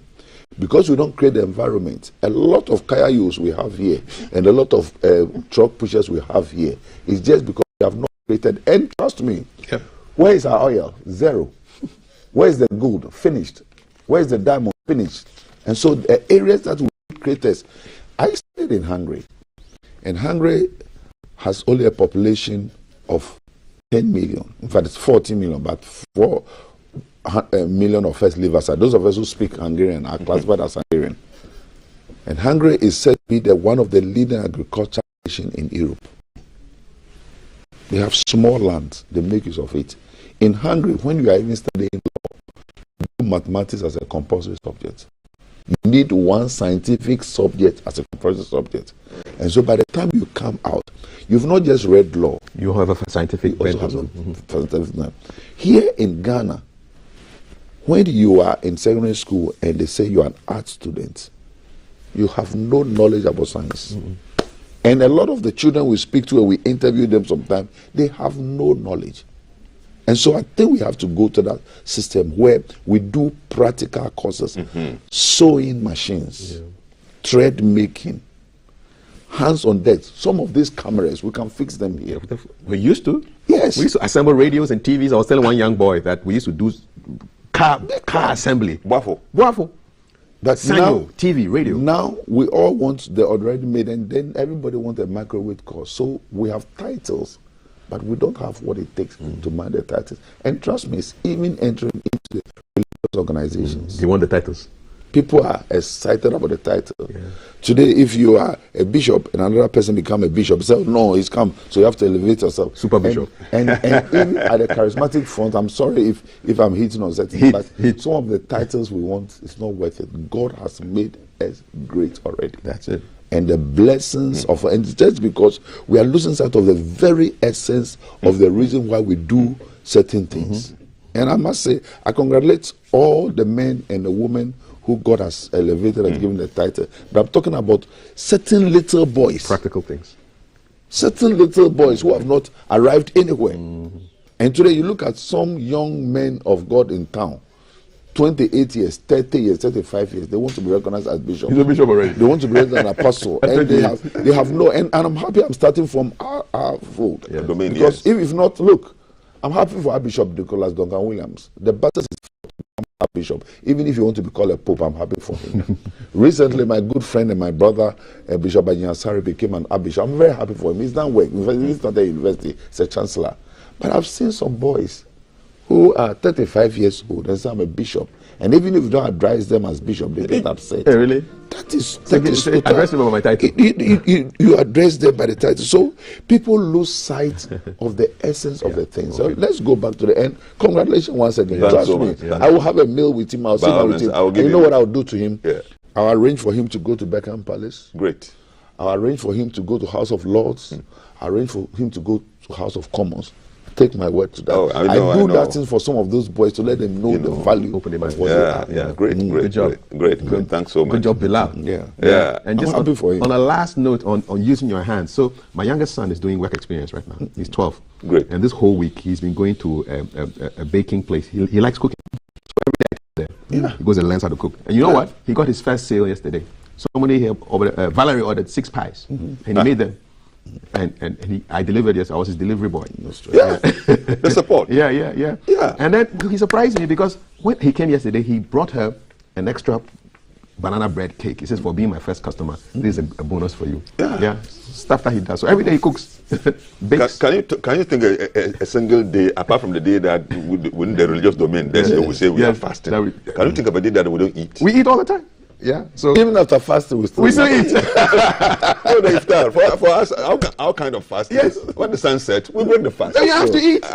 And we want more Ghanaian things to take. To give money. Please, what you are saying that don't forget this Salah. I'm really looking forward to it. I will retaliate. Gentlemen, thank you so much. I like that. Always good to have you here. And today is no different. Let's go straight to headlines, big headlines. So there's a big political story, which I'm sure you'll be interested in. Supreme Court has barred one Quayson from Parliament. So this Quayson is Mr. James Jachik Quayson, Member of Parliament for Asin North, has been ordered by the Supreme Court to desist from holding himself as a legislator pending the final determination of a suit challenging the constitutionality of his election. So in a 5-2 majority decision, it's no longer 7-0 these days, it's 5-2, the highest court of the land upheld an injunction application by a constituent of Asin North, Michael Ankuma Nimfa, who won a judgment at the Cape Coast High Court, nullifying Mr. Quayson's election on the basis of the MP held Canadian citizenship at the time he filed to contest the seat. We're going to get some reaction to this particular story, and we're calling up, I believe he should be online right now, Mr. Eduji Tamaklo, who I believe is a member of the legal team for Mr. Jachik Quayson. Eduji, morning, look at your phone. Hello? Eduji. Eduji is monitoring another network, and I'm sure his ears are not here with us. But when we get through to Eduji, when we are victorious, his name is Victory. Eduji, he's won. When we get through to him, we will speak and find out his comment on that. Let me read a couple of the stories while we clear up the line for him. So, quote, James Jachik Quayson is restrained from holding himself out as Member of Parliament for Asin North, presenting himself or attending before Parliament to conduct the business as a Member of Parliament for Asin North, pending determination of the suit the court has held. So the justices on the majority side, and I'll name them for you, Justice Jones Doche, Justice Mariama Owusu, Justice Gertrude Tokonu, Justice Professor Henrietta Mensah Bonsu, and Justice Emmanuel Yoni Kulendi. So the dissenting justices are Justice Agnes Doji and Justice Nene Amegache. So they gave a whole bunch of reasons for the decision that they took, and right now let's see whether we can speak with Eduji Tamaklo, member of the legal team for Mr. Quayson. Eduji, morning. Hello, Eduji. Can we hear Eduji? Yeah. Eduji, can you hear me? Yes, I can hear you. Morning, Wezo. How are you doing? Let's get into business. So, front page of today's Daily Graphic, Supreme Court bars Quayson from Parliament. What's your reaction to this particular 5-2 decision? Quite an interesting ruling from the Apex Court on the grant of interlocutory injunctions. I say quite interesting because it does appear that the Supreme Court has departed, obviously which it can, from the settled practice of granting injunction. I say this because if you read the decision of the majority, what is clear and discernible from that ruling is that they were seeking to enforce a high court judgment that has been obtained against the MP. And I find it very strange. Look, the applicant who approached the high court says that, and he attached it to his affidavit, that he has a judgment from Cape Coast High Court, and that the education is disobeying in a contemptuous manner and still going to Parliament. The same person says that he has not filed any appeal. Even if he had filed, it has been struck out for non-compliance. Every lawyer knows that if that is the state of affairs, then you go back to the High Court to enforce the judgment you have obtained against him.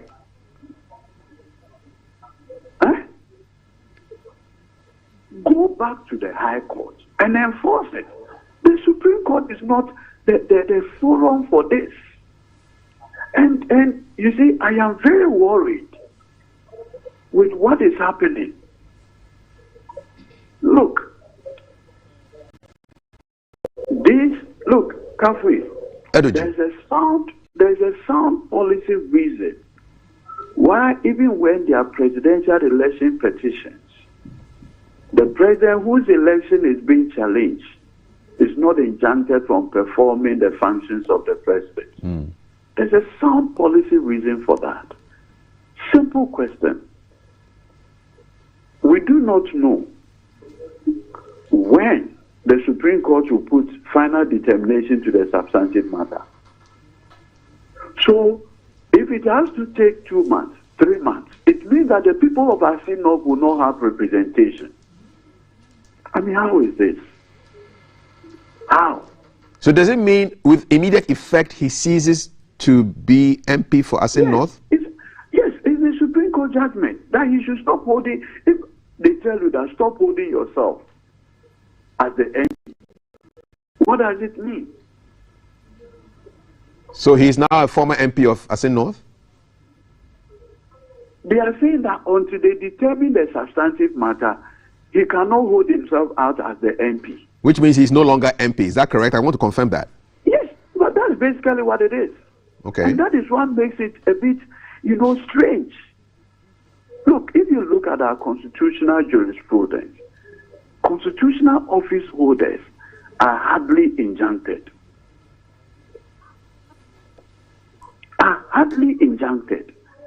And I want to see anybody show evidence from 1992 to date when there is a parliamentary election petition and the said person has been injuncted. I want to see evidence of it. Jechikwesi is the first person. Have you read through the arguments of the dissenting judges? They say, look, if you read that of Her Ladyship, Agnes Doji, maximum respect to her. In fact, she had established herself. Her appreciation of the law is just, she describes the plaintiff action as an academic exercise. Academic. Look, as for my Lord Justice Amegache, invariably he describes it as legal ingenuity. An enforcement of a High Court decision clothed as an action for the Supreme Court. And he was short of deprecating that conduct.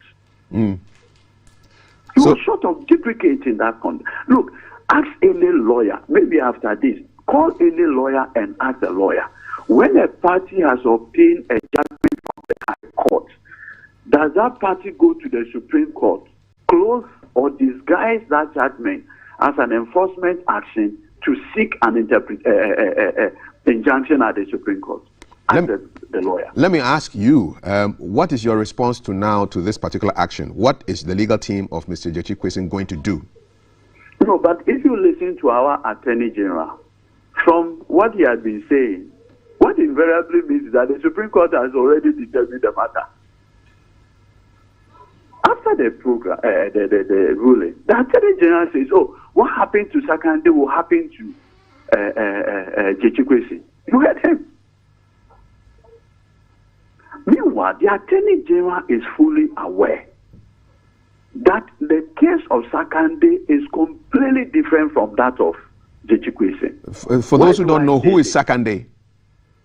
Sakande was MP from Boku.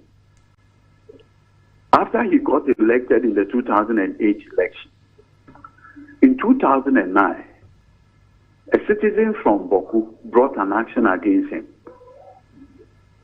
on grounds that he, Sakande, as at February 2009, was still holding on to his British nationality and that he still had his British passport. In fact, a letter was written to the consular section and they confirmed the existence of that passport. That's completely different from the case of Jechikwesi. And what happened to Sakande, for which the Attorney General is making a comparison? Where is he now? Eventually Sakande was taken to court, the criminal court, and convicted. Is that the fear that you have? That this same fate will fall on your client? As we speak, the Attorney General is already in court prosecuting him. Meanwhile, the Attorney General, in a very mischievous manner, knows that as early as November, Kwesi had already obtained his certificate of renunciation from the Canadian authorities. How is that the same as Adamu Dramani Sakande, may his soul rest in peace, who as at 2009 was still holding on to his British nationality and has not even taken any step to renounce his British citizenship? How are the two the same? Okay, I see where I see the point you're trying to establish, but we need to wrap this up very quickly. I need to know what you are going to do as a representative, as a legal representative of Mr. Kwesi. What is your Obviously, we cannot put our legal strategy in. But like I told you, the Supreme Court just delivered their ruling just yesterday. The team will meet, a decision will be taken, appropriate time will communicate it to the public. What is the best case scenario for you? Oh, there are many scenarios open. Remember that already there's a pending action at the Court of Appeal in the same matter. And that is why we felt that the Supreme Court should not have intervened quickly. Because if the Supreme Court gives a decision, all other courts cannot do otherwise, correct? So invariably by this decision, the Supreme Court has already predetermined the matter in the Court of Appeal. The man has filed an application to release his notice of appeal. How can there be a stay of execution when the Supreme Court, which Court of Appeal judge can do otherwise?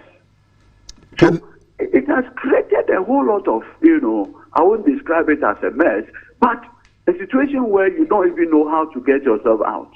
So how do you get yourself out if you don't know how to get yourself out? That is what I'm saying, that already this is the situation that the Supreme Court has put us. If the Supreme Court places an injunction on you, can the Court of Appeal do otherwise? Can the Supreme Court reverse its own decision? Well, there's always an opportunity for review. There's always an opportunity for review. Will you take that opportunity? Like I told you, a decision has to be taken. And then that will be communicated, Kafri. Personally, what's the reaction of Mr. Kwesi to this particular decision? Have you spoken to him beyond this? The last time I spoke to him, interestingly enough, he's always indicated his confidence in the judicial arm of government. He feels that the fight is bigger. He feels that, look, if it is the case that the people of Asinov did not vote for me and I've used any other means to say I am their elected representative, that's a different matter. I went to the polls, the MPP brought a candidate, very new entrant, but I won with over 2,000 votes difference. That for him is the consolation that he takes in the midst of all of this. If it gets to the point where there has to be a by-election, how confident are you that the NDC will? That is why, first of all, if there is a by-election, per the same High Court decision, it means that he is qualified to contest because he has a certificate of renunciation already. So we are back to square one. Does he risk going to jail? You see? Does your client risk going to jail if everything goes against him? Why? Excuse my language, the people in prison, but they are Ghanaians. I only asked you a question. Does he risk going to jail? No, but that's what I'm saying, that he has lawyers who are defending him in court. If he had any problem, he would have pleaded guilty. The man is completely innocent. And Kafri, let's get this fact correct. Remember that as far as the Kwesi matter was concerned, a group of people in Asinov, the citizens of Asinov, petitioned the Electoral Commission before the election that the man should be disqualified The Electoral Commission district office said the issue is weightier. They escalated it to the national headquarters. The Electoral Commission national headquarters called him to Accra that this is the petition that we have received against you. What sayest thou? And then he said, look, this is my certificate of renunciation. Upon that, the Electoral Commission cleared him to contest. So how can that same Electoral Commission now turn around and say otherwise? And so when you say there is a case of deceit of public officer, which public officer did he deceive? The same Electoral Commission that cleared him upon inspection of the certificate of renunciation. So you can see that this is an Attorney General who has just decided to weaponize his prosecutorial powers for political ends. Nothing more, nothing else. But is it not possible to deceive? I mean, it's possible that the Electoral Commission were so convinced by whatever documents that were put before them that they thought that he was okay and they cleared him. As we speak, as we speak, nobody has established that that document is forged. All right. Nobody. Okay. And in fact, that issue is not even in contention. Okay. Edu G. Why? If the state believe that you have a document that is not, we have an ambassador to Canada. Indeed, lots of questions, and I'm sure in the coming days you will take decisions for which we will know in the media. But for now, I want to say thank you to Edu G. Happy, is it Good Friday tomorrow? Yes, today is Holy Thursday, I believe. So tomorrow is Good Friday. Yes. I wish you well. Easter blessings to you. Thank you.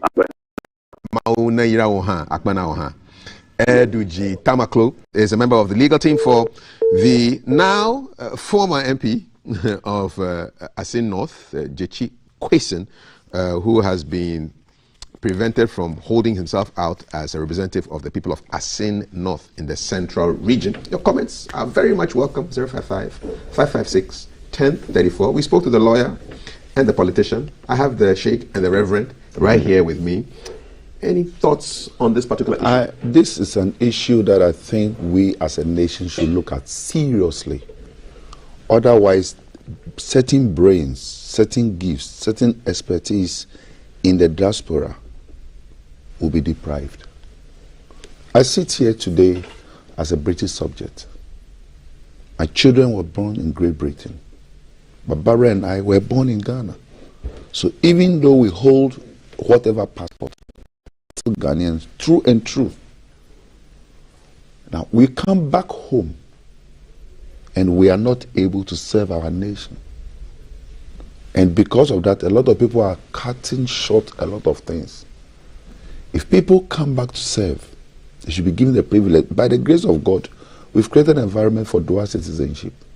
So we should reconsider these terms again because we are losing certain great people. And hear me, Ghana spends so much money for young men and women to go to the West, to go and study. Education, yeah.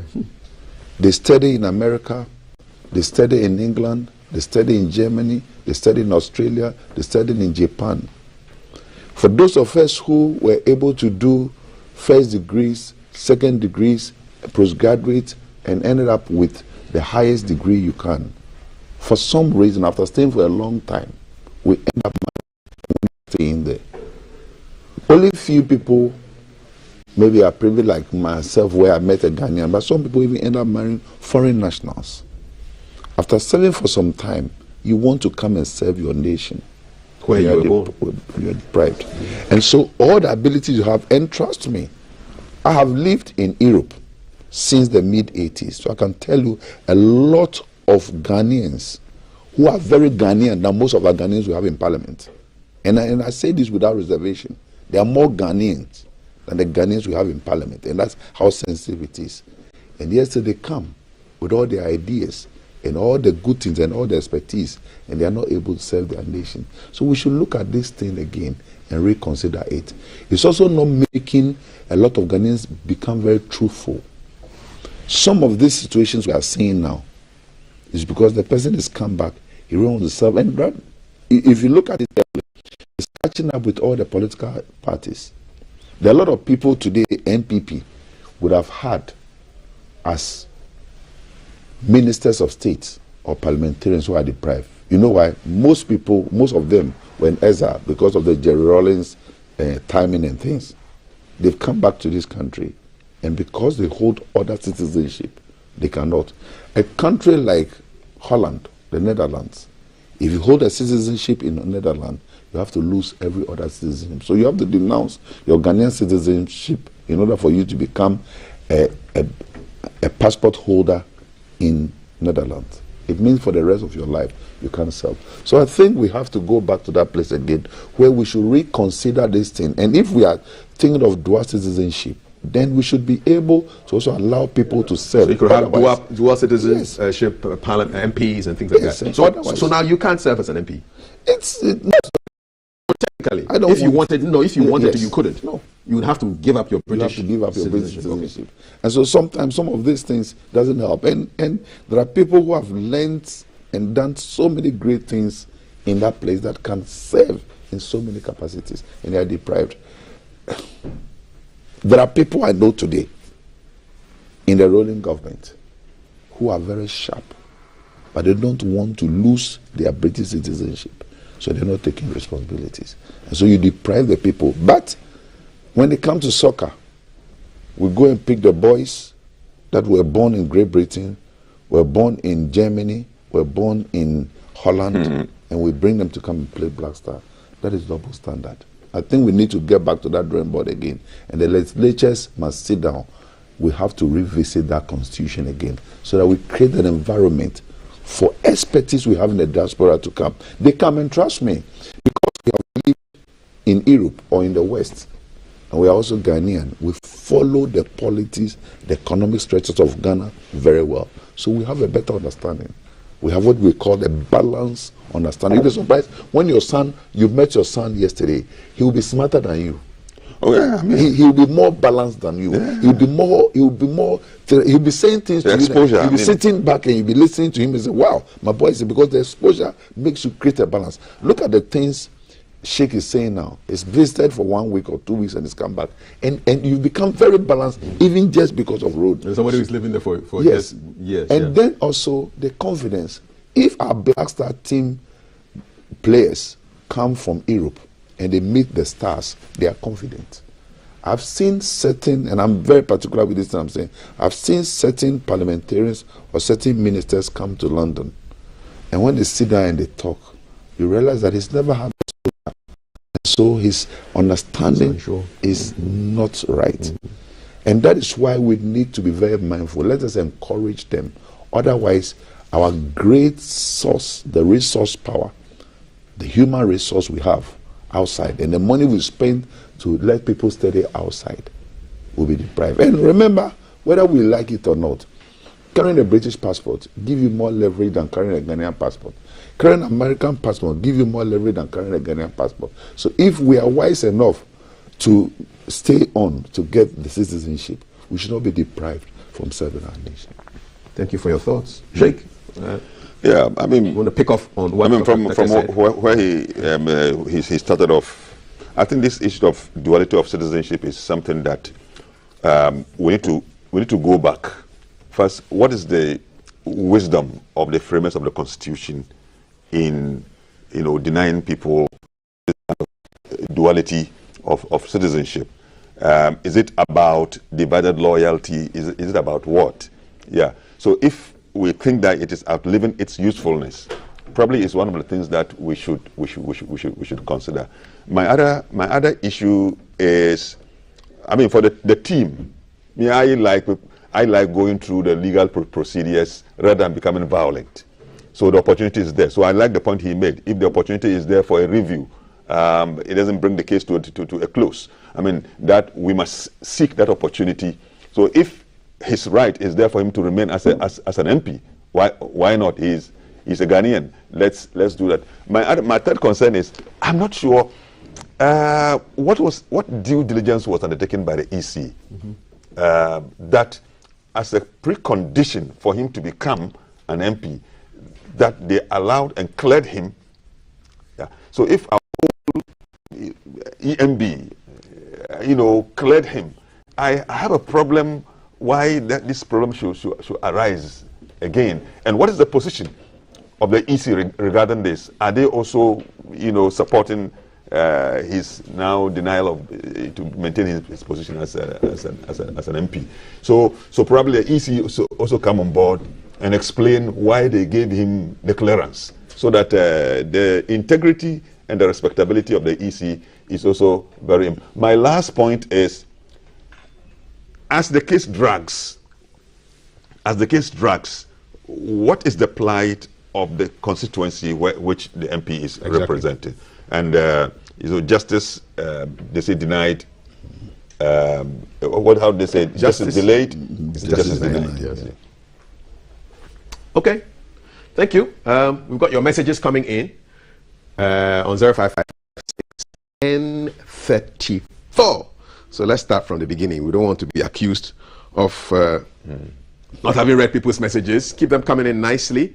People are sending in Easter messages. Thank you so much. Reverend Lawrence Tete said it. Kudos to your august guests. The major cause of unemployment in Ghana is the wrong choice of subjects we choose in our educational undertakings. I always ask the same questions. And these views are all your views, right? Not mine. The fact that the NPP under Akufo-Addo are lawless people who don't respect the laws and constitution, that's your view. That's the same way NDC must also use to deal decisively with them. You want an eye for an eye, and then everybody will be blind. If it's an eye for an eye and a tooth for tooth, we'll all be blind and toothless. We don't want that. We need to eat our meat and see beautiful things. If they behave lawless, meet them with equal measure. No, take it easy, son. It doesn't work like that. So the Supreme Court ruling on Asin North MP is welcoming news. So he's no longer MP. By-election for Asin North is loading. But as we speak, if he's no longer MP, then the people of Asin North do not have a representative. And is it their fault? Can't be their fault. All right. Master Planner.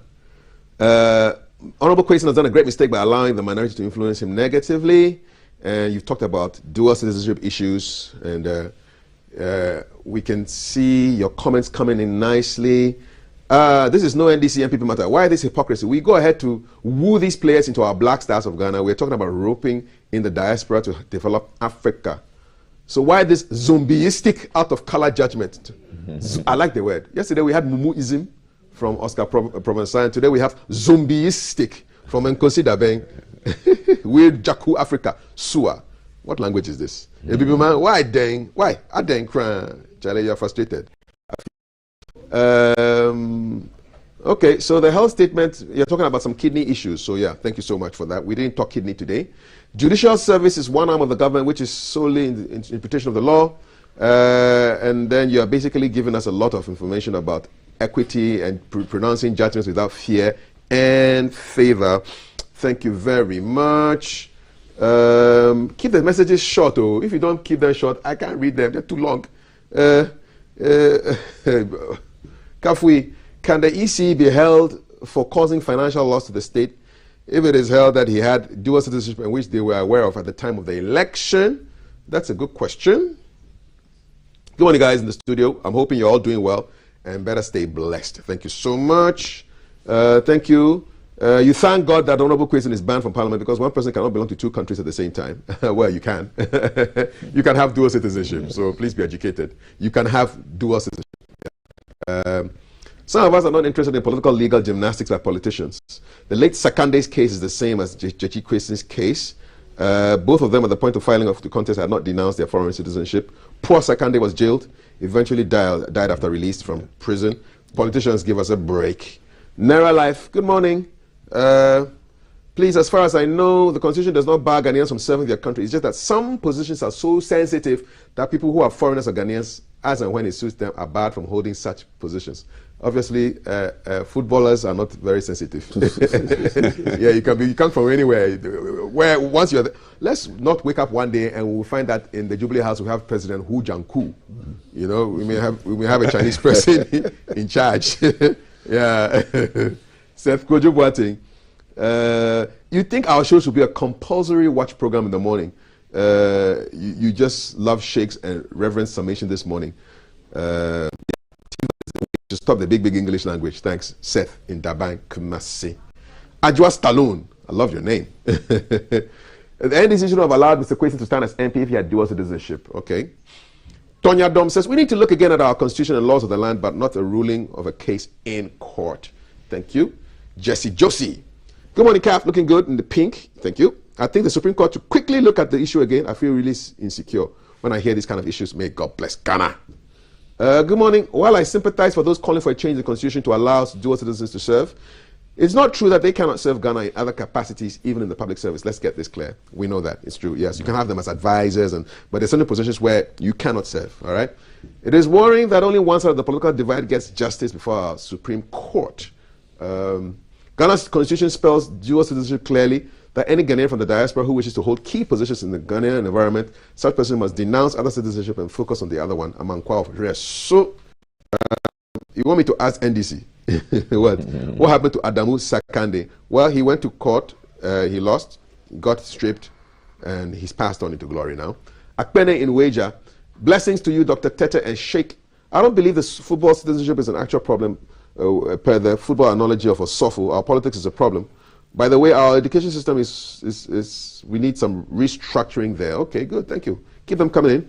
The EC should not have given him the clearance. The Sheikh said it all. Reverend Tete said it all. The major cause of unemployment is the wrong choice of subjects. Thank you so much. Amos Domko. The whole manipulation started when it was clear to MPP that they did not have the numbers to elect the Speaker of Parliament. It was therefore apt when Chachu Chikata said that it's a forum shopping and manipulation of judiciary process, and you think it's manipulation.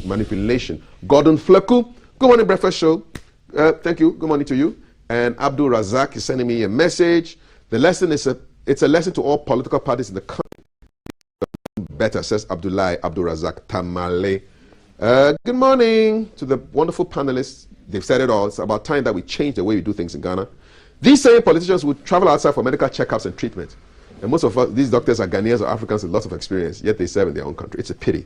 Mary from the UK. If the law is no longer relevant, let's amend it. Until then, it remains the law. We can't pick and choose when it's convenient, says Yao from Accra, Gilbert Yao. Condolences to the wife of Sakande Adamu from Alaji Dawood at Medina Estate. Thank you so much. Just a couple more and then we're done for the morning. Good morning, GTV Breakfast Show. These MP people think they are wise, but God is watching them and they are unborn generation. God is watching all of us. All of us. The wise and the unwise. We are being watched by God. Yes, He sends the rain to fall down on the sinners and the good people. We are all being watched. CCTV. God is watching us. We're all being watched. E-levy is like armed robbery in your house. That's what you think. Okay, we're having an E-levy conversation. It's quite an emotive way of describing it. But all your questions, send them to us 055-556-1034. You guys are sending text messages. I like it.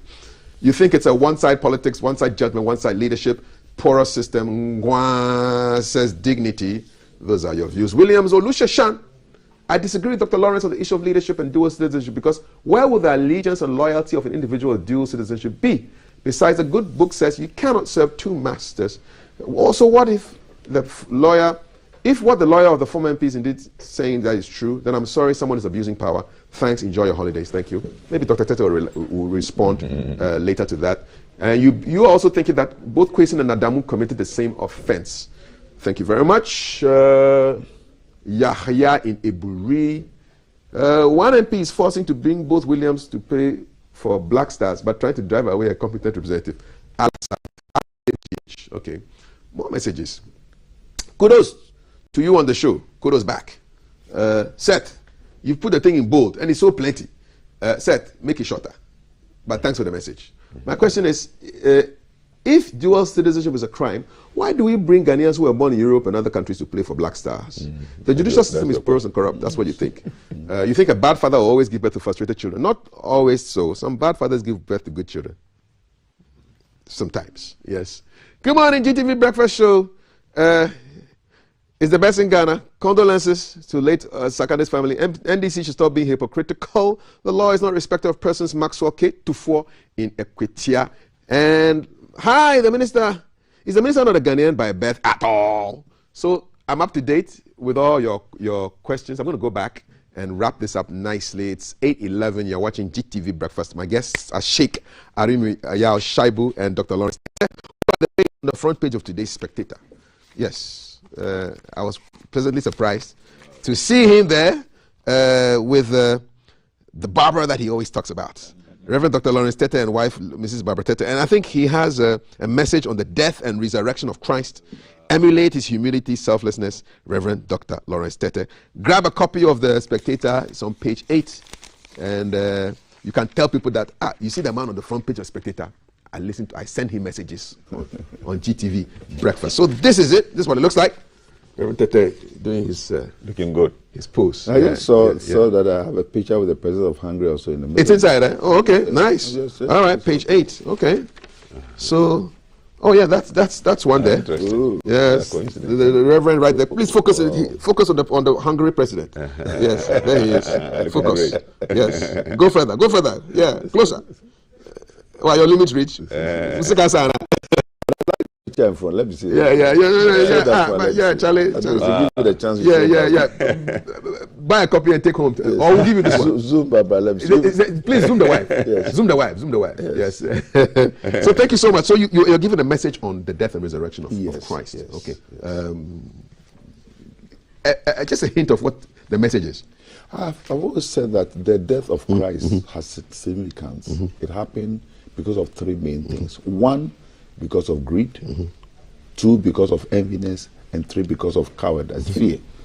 Jesus would not have been crucified if Pilate was not scared of the people.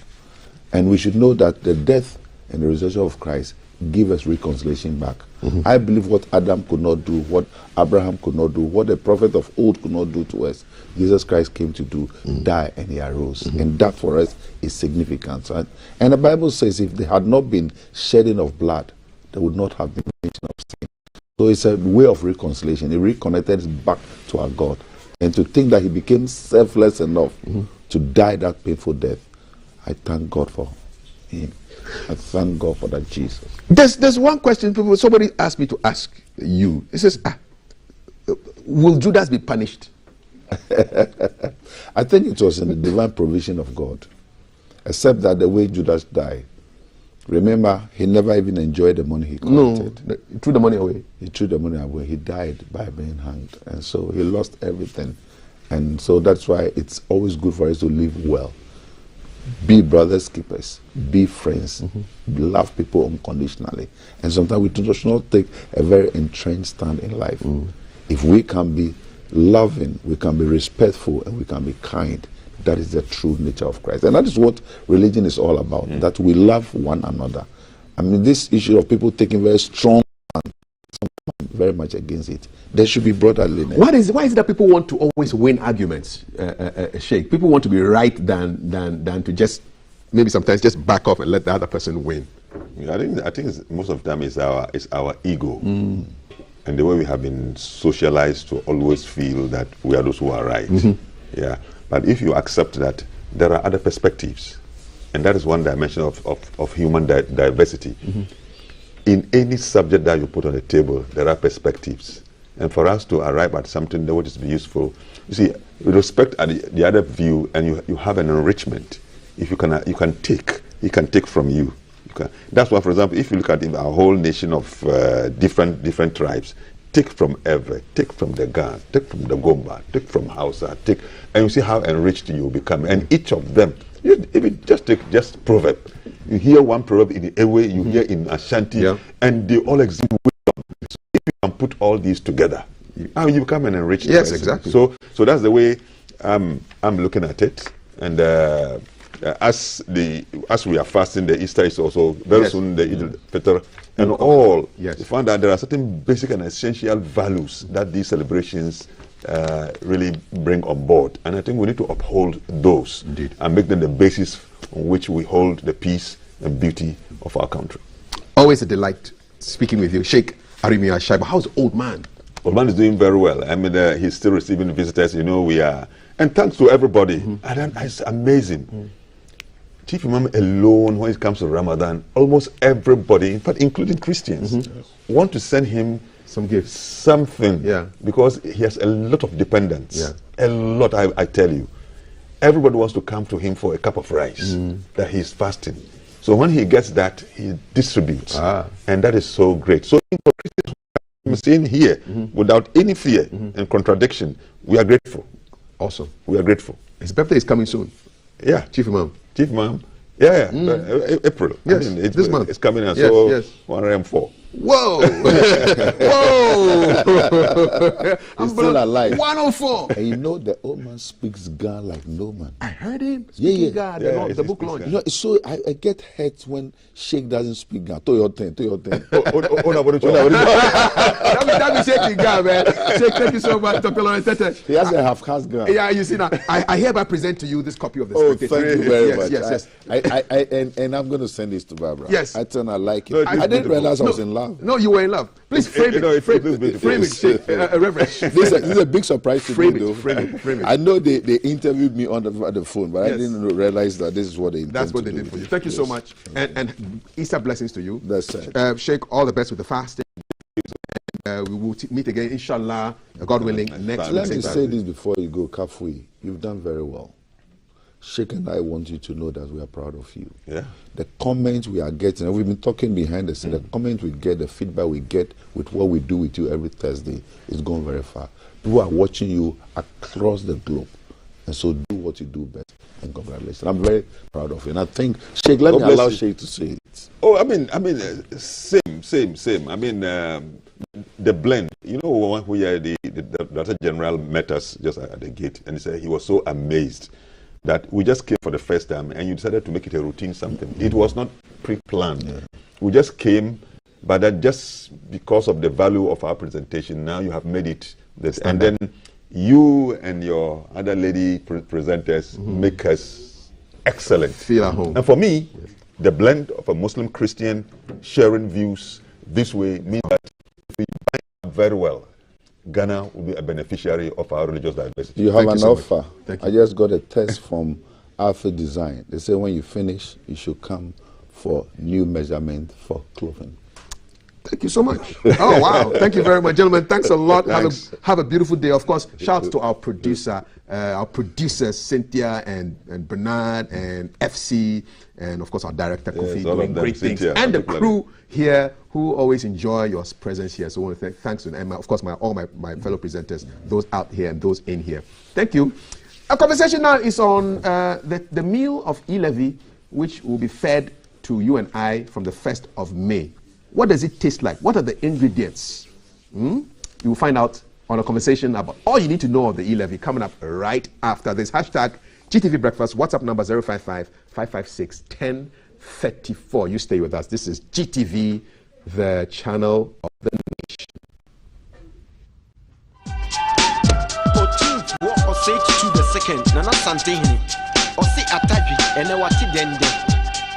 Nana Santiman Point or Sable to the second, also say or the chart. Good morning, my neighbor. Good morning. Good morning, everyone. Good morning. It's a good morning, and we serve you breakfast. Not just any breakfast. Sizzling helping. Yeah, all the time. Okay, let's take a peek. I brought my spine. There are certain things that we do to help the children with their brushing. And there's much more on offer on GTV Breakfast. You want it served buffet style? On-site restaurant. Complimentary breakfast? Off of your plate should be vegetables. So in my lifetime, I haven't seen Ghana Black Stars being an African. Can I show what is written on the box? Yes, definitely. Where's the camera? Just stand and turn. So what's your pleasure than Votras here at that time of the morning?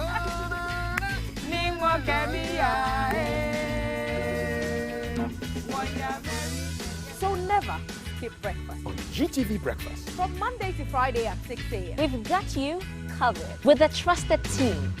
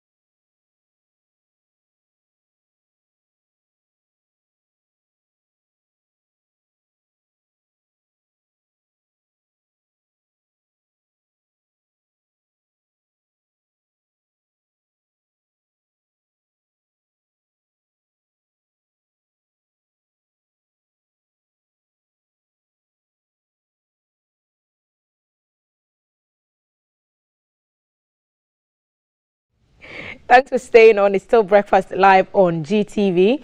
Acknowledgements to our sponsors, Away Purified Water and Adonko Next Level Energy Drink. Happy birthday to you, Jesse Owen Ashiteama. I love you. You're my cousin. I wish I could kill you sometimes, but I can't. So happy birthday.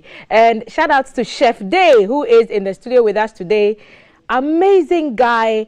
Get in touch with Cafe Day to order some sumptuous pastries and little finger foods from him. Amazing. 12-year-old executive, entrepreneur, extraordinary. Chef Day, we love you. And on this segment, we are trying to tell you all about the new E-levy law. It's been days, weeks, and months of back and forths to bring this bill across the assenting divide to become a law. The thought is to broaden the tax net and bring more people into paying taxes for development projects in the country, and parliamentarians have disagreed, they've fought, they've brawled, and a walkout, all ending in that one passage of the bill assented 2 days later into law. Implementation to start on May 1, 2022, and the Ghana Revenue Authority is on a drive to educate Ghanaians on what to expect when the implementation actually begins, which transactions will be affected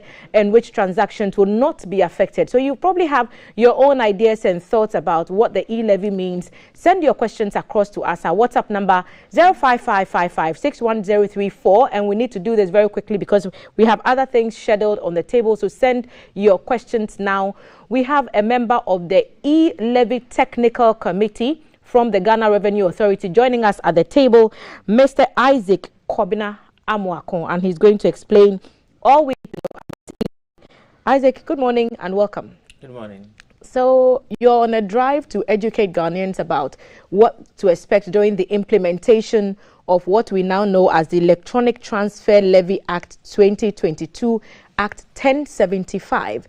It almost sounds like the initial figure that was pegged at 1.75, which has now been brought down to 1.5% of transactions beyond 100 Ghana cedis a day. What's the first thing for you when you were put on this implementation technical committee to advise for implementation, to explain what the E-levy actually is, or to convince people that it's actually a good idea? Which of them did you find to be more pressing?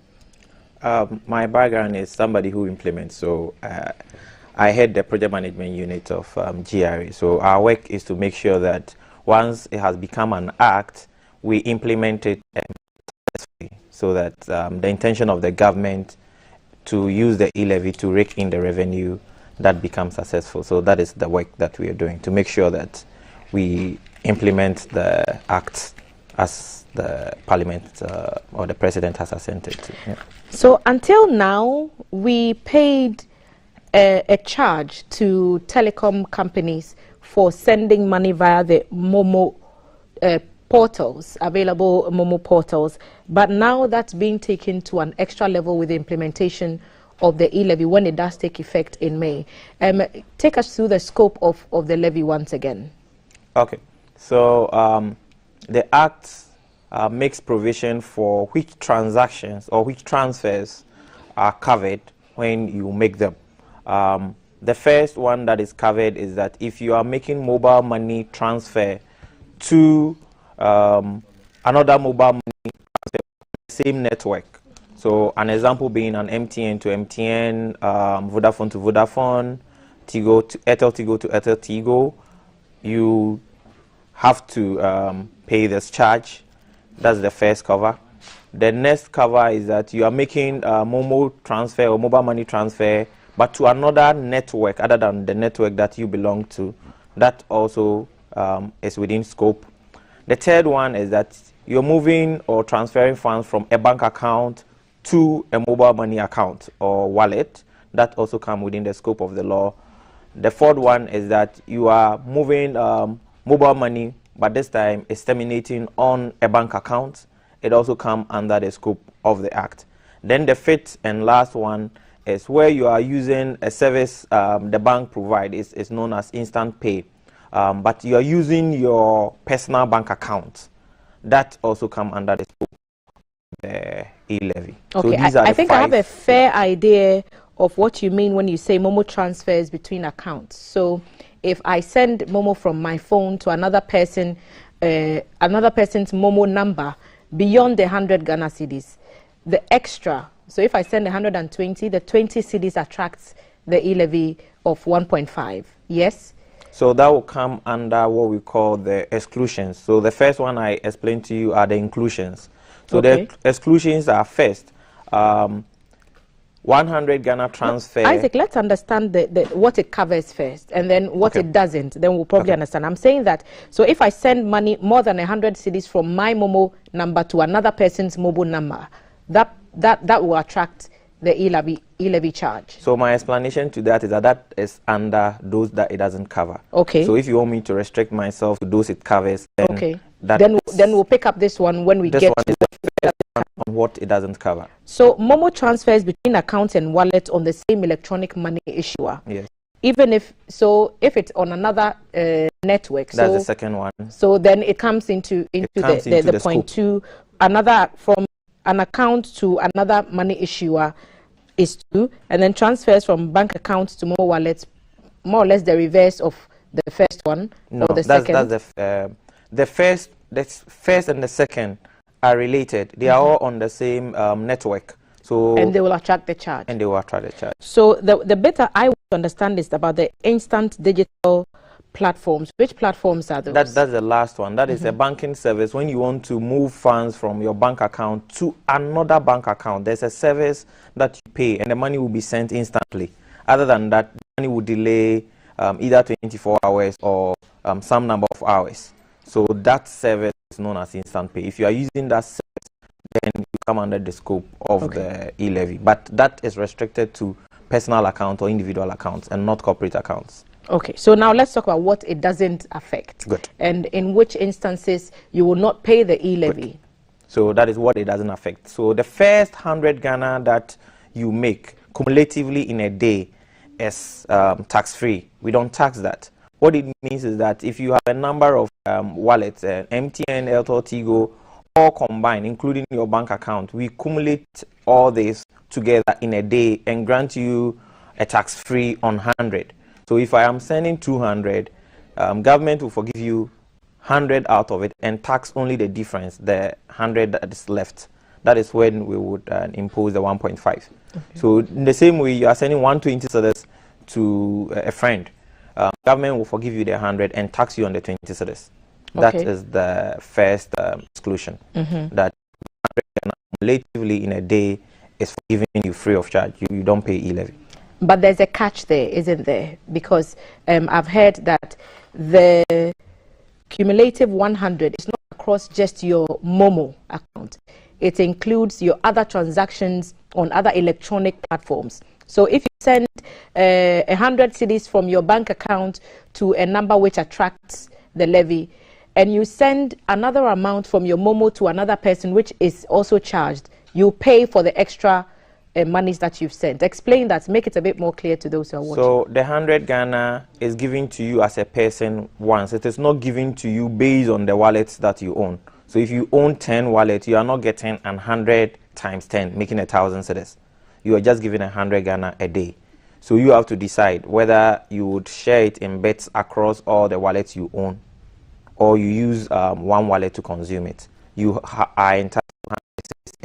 So that includes everything moving from your bank account and from other mobile numbers that you have. So if you have 2 mobile phones with 2 registered Momo numbers for 2 different networks, you only have 100 for all the numbers that you have. So we are getting some answers for you here. Remember to send your questions across to us 05555-61034. We want you to understand what it is that we are about to start paying for come May 1. So 100 per person a day across your account and your wallet. And then there's a second exclusion level. The second exclusion is that if the account you own belongs to you, we don't intend that when you send to yourself, you should be charged. So if you move from your MTN, any amount, no limit, to another network or to your bank account, to anything that you own yourself, you don't pay the e-levy. And again, there's a catch. There's no catch. If the accounts do not bear the same name, then the system would have no way of verifying whether or not you are the same person. So if you registered your bank account when you were a student in school and you used perhaps your maiden name, and 15 years later you're married and you're using your marital name which you've used to register for your Ghana card, then the name on your bank account and the Ghana card, i.e. your SIM card registration by extension, will not necessarily match, and that would be a problem for enjoying the exclusion, right? So as you know, tax is one of our laws. So we have to be seen as obeying the laws of the country. Currently, the only way to identify you, the identity that the state allows or is recognized, is your Ghana card and no other identity. So if you were using the driver's license or the voter's ID some time ago, some years ago, it's in the past. That's why the government have announced that everyone should go and re-register and change their details that they've given to their SIM cards, and you've been given some timelines within which to comply. The same way, Bank of Ghana has also issued a directive that go and update your details with the bank. The same way the Ghana Revenue Authority have asked taxpayers that now we are using your Ghana card as your identity. So as a state, we've come to a point where we believe that the Ghana card is the only source that tells who our identity is. If you have any other thing apart from the Ghana card, we are not going to use that. So between now and the time that we roll out, the message we are giving to citizens are that for telcos, you don't even have to move physically. You can start the first part by dialing the short code that normally when you are making phone calls, they tell you on the phone that you need to dial and link your account to your Ghana card. Once you just do the part 1 of linking, you would enjoy this exemption. Okay, so your names on your bank account and your other wallets need to match, so that when you send monies from yourself to yourself, it will not attract the levy. So that's the other understanding that we have. And then there's also the transfer of payment of taxes, fees and charges on the Ghana.gov platforms. Explain that to us. Okay, so government is saying that if you are paying tax to me, you're paying a fee to me, or you're paying charges on a platform that government has designed for all government institutions, I'm not going to impose an additional e-levy on you. So if at the end of the month you're a company and you are paying the taxes to government, we won't put a tax on that tax. So once you go and pay on the Ghana.gov platform, currently there is no extra levy on the amount that you pay to government. So let's take it one at a time. If you're paying taxes to GRA, yes, and you are using an e-mode of payment to pay your income tax or your business to GRA, you don't pay e-levy on that amount. So the Ghana Revenue is using a platform called Ghana.gov platform. It was provided by the government, and it is not only the Ghana Revenue Authority that uses that platform. Other government agencies are using that same platform. So far as your payment to government is through that platform, you are not imposed an additional e-levy to pay. So if you're paying Ghana water charges, electricity bills, those do not attract the e-levy? Okay. So electricity bills will be a different one because they are currently not on the Ghana.gov platform. So they will come under a different exclusion.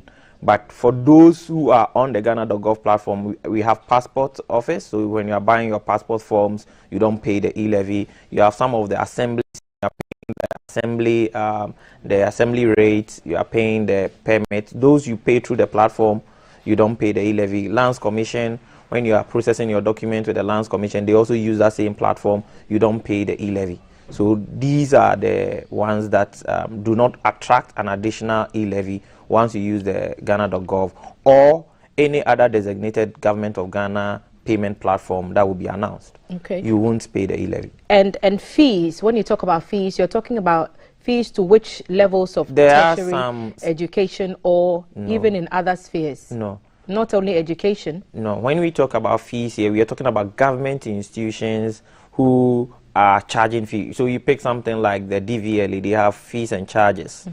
You pick the assemblies, they also have some fees and charges. Once it is paid through the Ghana.gov platform, that payment of that fee doesn't come with an additional charge. The reason I asked that question is people have when we are paying fees it doesn't attract e-levy, with the understanding that fees is school fees. So they think that if they are paying fees for the awards who are attaining an education, then the e-levy will not be imposed on those amounts. And that's why I ask for the clarity. So the clarity is that fees to institutions that are not government will be handled under another exclusion handle. So when I get to that handle, then I place it. But for the handle we are on, the Ghana.gov platform, it doesn't include those school fees to your school. It doesn't include that. Okay. And what about hospitals and accessing hospital all services? of them are not included here.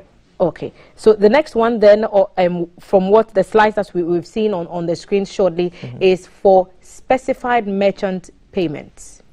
Tell us about that. So that is where what we're talking about now comes into perspective. So the hospitals that you talked about, paying school fees and things, what we call the specified merchant payment. So as far as the hospital is registered with the Ghana Revenue Authority for income tax or VAT, then the hospital will come under this handle. And for that matter, when you make payment to the hospital, you do not pay the e-levy. So I go to Kolebu for a procedure and they bring me the bill that I have to pay. What should I look out for when I'm trying to think of it in terms of the e-levy? Okay. So an example is that you may go to Kolebu and at their cash office where you make the payment, they would have displayed how to pay to them digitally. Because, mind you, e-levy is charged on a digital platform. So if it is not digital, we can't impose the e-levy.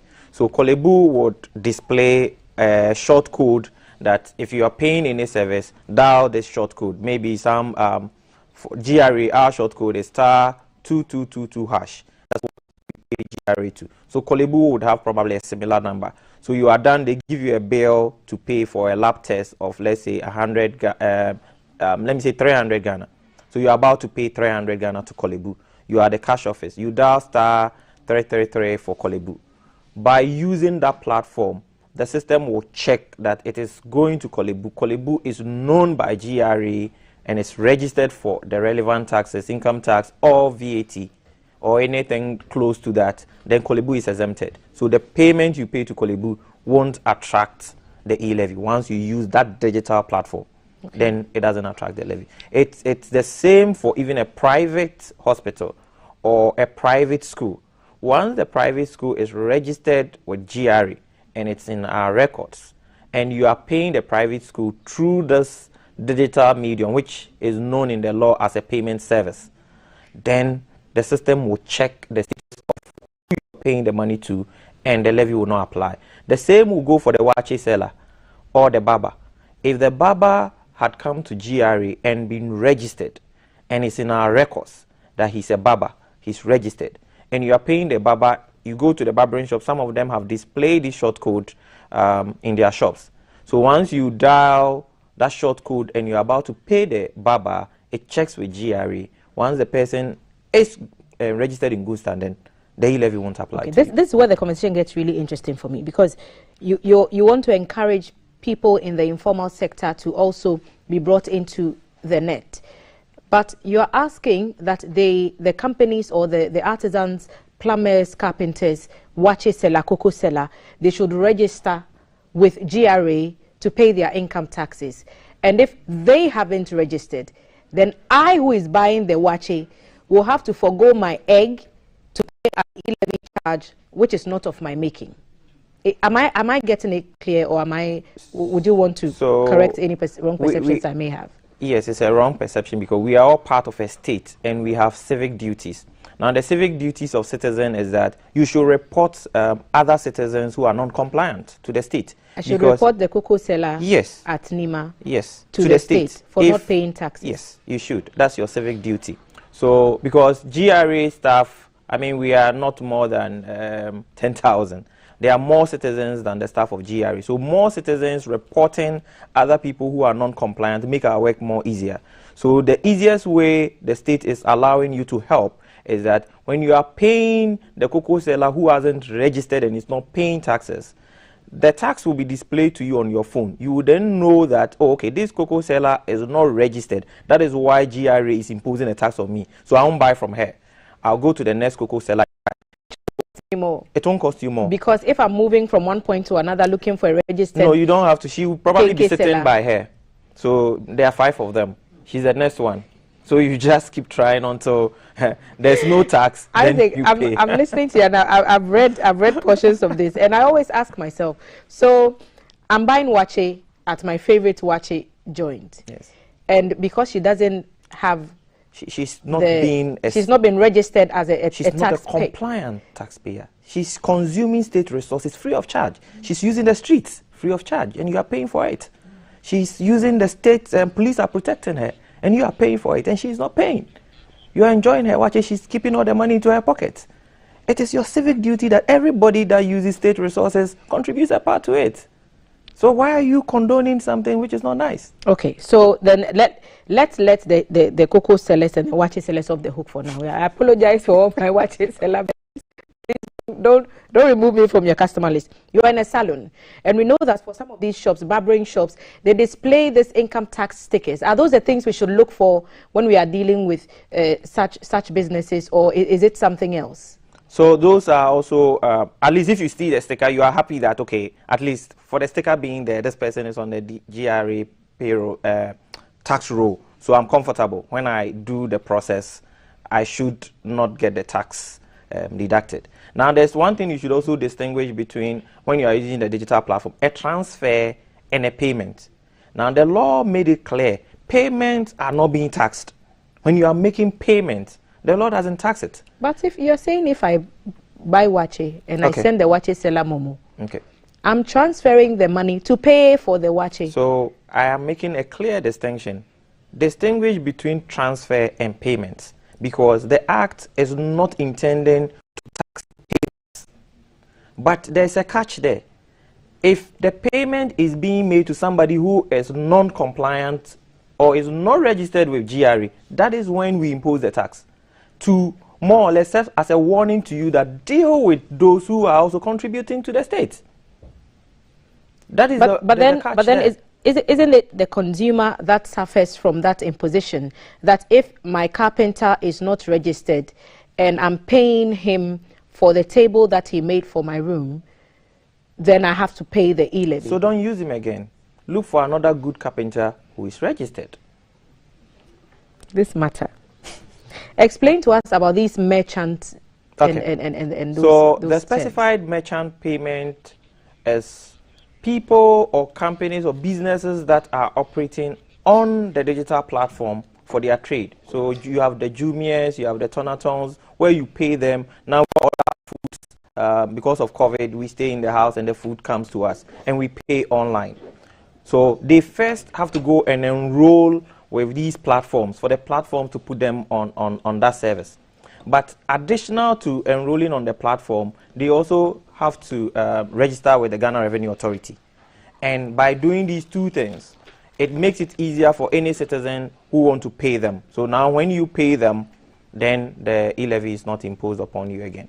That is for the merchants here. Right. I'm going to try and get some of our messages across, but we're still not gone through the entire list of those exclusions. And there's a bit that talks about a principal, an agent, and a master agent account. Okay. So for those of us who are not into that space, explain to us exactly what's going on there. So that is also another exclusion in the law that is protecting, I'll say, capital, because those operating the mobile money business, there's a float of money that they move among themselves. So you have one master agent that have a number of agents under them, and they may have a capital of, say, 50,000 that they are using for their business, and the 50,000 is probably shared 10,000 each for sub-agents that are within this master agent. Now, the law doesn't want, anytime you move money from one agent to the other agent, the law will impose a tax. So if agent 1 has consumed all his 10,000 and needs extra, he can call agent 3 who has extra funds that send me 5,000 of your available funds to mine so that I can trade with it. When you do that sending, the law does not impose E-levy on you. Okay, so just so I get some clarity, if I have a number of Momo operators who work under me and I send them, from my bank account or just for the Momo platform? Just for the But if I'm sending it from my bank account to Momo operators, it will attract the levy. That doesn't come into perspective. Okay. We are protecting your Momo business. Okay. It doesn't include anything outside of it. So the account has to be a Momo account with the same electronic money issuer. So if it is MTN, you have an MTN account and your agents have MTN accounts and the agents are under you. So you are moving funds from your master account to the agent account. The e-levy won't apply to you. Okay. So that's why you say that the mobile money operators will not be affected in the e-levy charge sheet. So this is your opportunity to ask some questions. Isaac Kobna Mwakon is with the e-levy technical committee of the Ghana Revenue Authority. They are on a road to educate you about why you need to understand exactly what you're paying for, the inclusions and exclusions of the e-levy, as well as its scope of coverage. 555-61034 is the number, and I'm going to pick some of your thoughts now. Remember, these are opinions of those who are sending them to us and not those of GBC. So I'll start straight from the very top, and Kwame from Nima said, enough education is needed on the e-transaction. I'm in Nima, so anytime I go to buy my meat for Sunday fufu, I'll have to locate the butcher who has the GRA e-transaction code, and that's what we were talking about with the watch seller and all that. So if you're going to buy meat from you're in Jamestown, London Market, you have to find someone who is registered so that it does not attract the levy. Right, so that's your answer there, Kwame. Let's see what Jeff is saying. Good morning. Hashtag GTV Breakfast. We love the hashtag. I want to know if I would be charged when I deposit in my wallet. Cash in? So cash in, cash out, no e-levy. Okay, so you can you want in your wallet and it will not attract the e-levy fee. Good morning. Can they display the e-levy on a flyer so that education can be understandable? Education seems to be running across the couple of messages that we've seen so far. People want to see something that would remind them of what they are doing, like what happened in the 70s and 80s with all these new interventions, moving from one side of the road, driving to another side. Is there such an agenda in the offing for e-levy, so people will better understand what they're about? Yes, there is. Okay, when how's it's April they've all taken effect. As of yesterday, they're all moving. Yesterday we met the media. The Ministry of Information is also going out. But so it's not just the media who will be paying the e-levy. It's the people everywhere. Every Ghanaian is going to be roped into this. So the understanding in languages that they can relate to is perhaps what people are asking when they talk about education. From yesterday, it's all moving. The flyers, the videos, they are moving. They'll see it on their phones very soon. Okay. Ray is saying, what happens if I send chop money to my wife? If the target is the informal sectors, why does the government want the e-levy formal sector workers who have already paid taxes from source? Kojo from Ogbojo. So if the target is the informal sector workers, why are those in the formal sector who have already paid taxes also being brought into the net? So I ask this question. If your salary is paid to you and you go to the shop and you are buying, do we say that because you've paid employee tax on your salary, probably you receive 3,000 as your salary, you cash out all the 3,000 in cash, you walk to the market or the shop and you start buying. Another person comes and he's buying the same thing. He is not an employee, so the government hasn't deducted tax on him. The government has deducted tax on you. If you're making payment to the seller, would the seller differentiate between the two persons who are paying to him? Answering questions by asking other questions. So let's get back to the board, get a few more messages. Thumbs up for bringing him to educate us. Kofi Esiedu Mankata is saying so. Thelma, please ask the gentleman if I will be charged when I send my offerings or tithe to my church, which is registered with a TIN number. So if your church is a registered taxpayer, churches are not paying taxes as much as they should, would you still be charged for your offerings and tithes? So the differentiation I wanted to make is that there's a difference between transferring to a number and making payment to a number. So the one that has been exempted is payment to a number. And payment to a number is not straightforward. The one receiving have to be known as a merchant. That person has to be registered first, and then also enroll on the platform. So they do two things.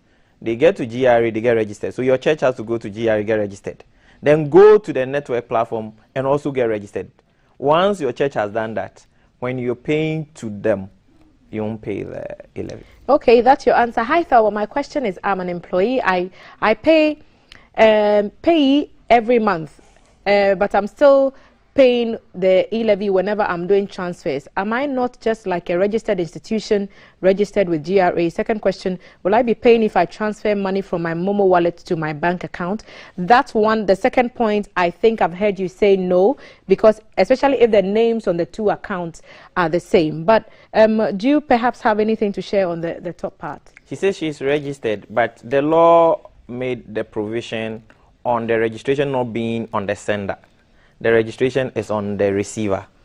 So, unfortunately, the law is not targeting the sender who is registered. The law is targeting the recipient who is registered to enjoy the specified merchant payment. Okay. So more questions coming in. This is from Adjust Alone about E-levy. Good morning, Cafe and Crew. I'd like to suggest that when you buy something and you want to pay with Momo, the moment you key in the amount, the telco and E-levy charges should automatically appear before people are bound to cheat the customer. My piece, Adjua from Accra. I remember saying this exact same thing and asking, I know exactly what I'm paying to the telco for the amount I'm sending. Will I know exactly how much of that I'm paying to GRA for E-levy? The same thing. So it is a provision the Bank of Ghana has asked the telcos to do, that before the customer puts in their PIN to commit the transaction, display what they are going to pay for before they do that. So when they display, in addition to displaying you a charge, you isolate the GRA E-levy also and display it to you. So if you think the tax is too much at that point, you may not provide your PIN and continue. It will be displayed to you before you commit. I find this question quite fascinating. And why won't GRA deploy their staff to go and register instead of making an informant out of the ordinary Ghanaian? As I would say, economy of scale. There are 30 million Ghanaians, and there are just about 6,000 GRA staff. It is easier for the let's say 15 million Ghanaians to do this job than for 6,000 to do it. More people policing the streets of taxes. Onya marching. E-levy is like an armed robbery, and I've heard this comment a lot. It's about government putting their hand in your pocket to collect a tax. So there are people who think that it's just like robbery. How do you counter such arguments, and how do you explain to people who have that mindset that that's not what it is? If you look at the law, under the scope, there are 5 scopes. Under the exclusion, there are 6. There are more exclusions than even inclusions. That should even tell you that so many things have been taken out.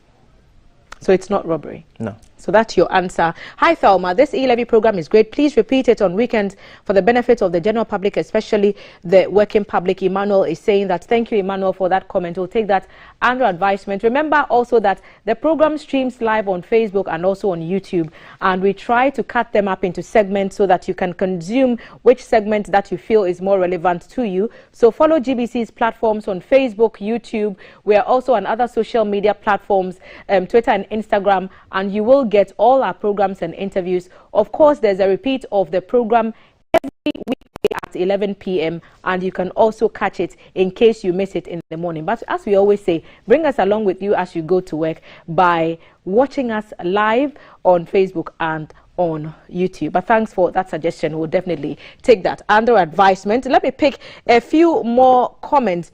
The informal sectors do not receive salary. He's not being fair in answering questions. Is chop money going to attract E-levy? Please answer. Thank you. Kojo is asking. So informal sector not receiving salaries, chop money. So you have money, you are sending some to the missus to buy some food, the mister to pick up some things in town, and it's being taxed. I keep trying to explain that. Make a distinction between transfer for the sake of giving money to a friend and payments. Now, if it is payments, let's use the MTN example. You dial *170#. The The first one is transfer money. The second one, what does it say? It says Momo pay and pay bills. So please do not use the number 1 to transfer and just say, I'm transferring to Kofi, go and buy the meat. Get Kofi to give you the meat seller's number. Who should be registered? Who should be registered with Ghana Revenue. And use number 2 and pay directly. And you don't pay the e-levy. Education. And FWA is reiterating that point. Education on e-levy from onset has been bad. We suggest they disseminate information well down for us for more clearer and better understanding of the levy. They should please speak the layman's language, whichever ways. Abadada, I like you, FWA. Abaye. So this is it. This is the reality of where we are. Please, has the acquisition of the e-levy code got anything to do with the TIN number? And they will need an answer for my sister in the village who has no knowledge about this. So what's the e-levy code and the TIN number, if there is any? There's nothing called e-levy code. We don't have any code. Okay. Any e-levy code. All you do is continue your normal Momo transaction either on MTN or on Vodafone Cash or on any of the networks that you are known to. It's the same code that you know. There's no different code for e-levy. And here's another one that says, if I register my business with my number for payment, can the system detect whether the money sent to me is for payment or a personal transfer? Yes, the system can do that. That's where I told you. If the money comes through transfer, you will be charged. But if the money, that means the sender will be charged, not you, the receiver. The sender, when he does it as a transfer, the sender will pay.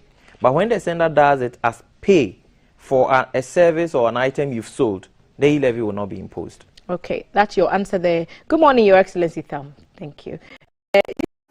Is the rail station of the nation. Honorable Thelma, you're really asking real questions on your minds. Mina Hunter Frank Obab from New Edubiase. Thank you, Frank.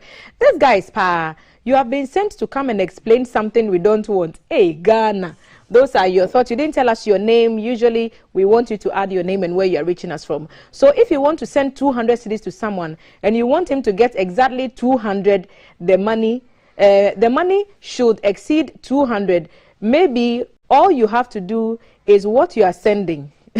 So I'm trying to figure out exactly what this is saying. But I get this a lot from people who said, so if I send 200 cedis and I want the person receiving the money to get 200 cedis, how much should I have in my wallet? Because we need to cover the 1% on either side charges from the telcos and now the 1.5%. So we are talking 3.5% extra charges.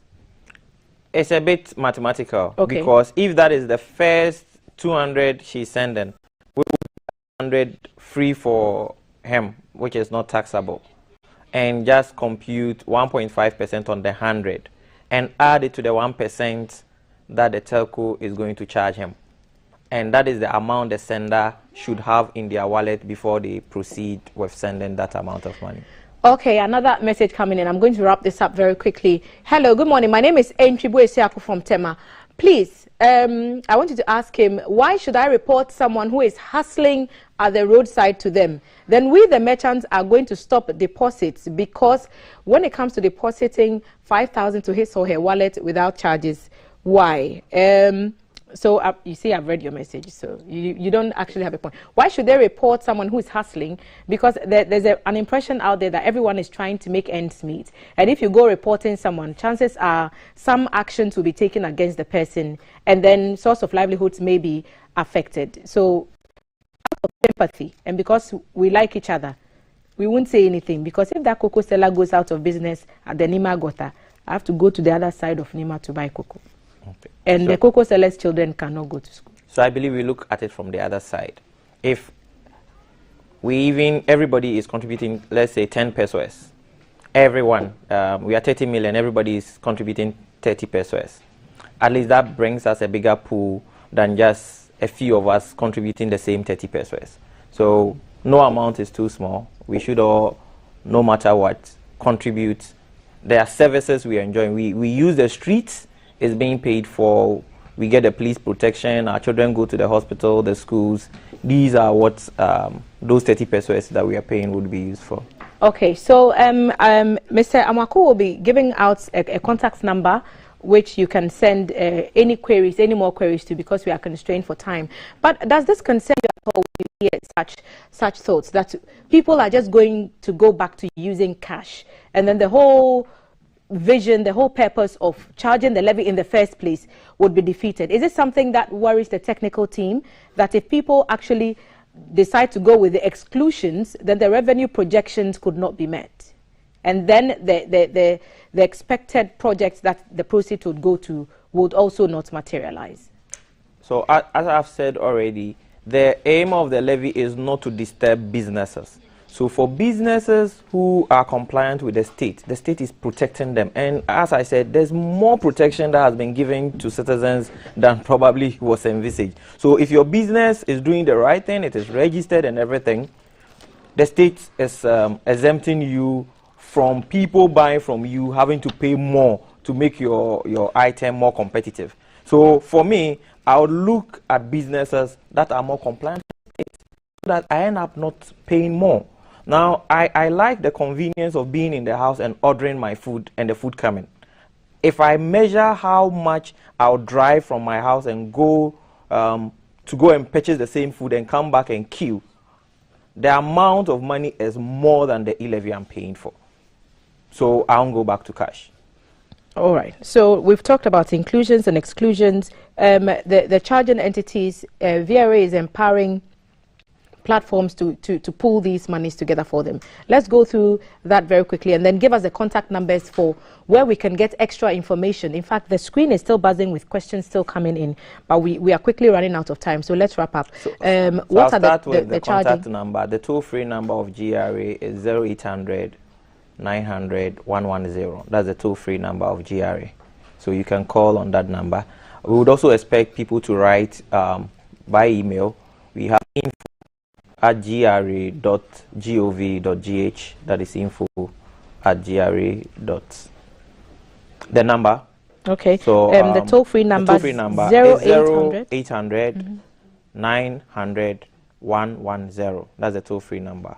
0800 900 110. That's the toll-free number. Then you can also write an email, info, that's info @gra.gov.gh, and then you can also give us feedback, which is feedback@gra.gov.gh. So these are the three contacts that you can use to get to GRA. So for more information, you use the info. To give us feedback, you use the feedback. And then to make a call, you use the toll-free number 0800 900 110. All right. So we'll have another opportunity to invite the GRA back to the table.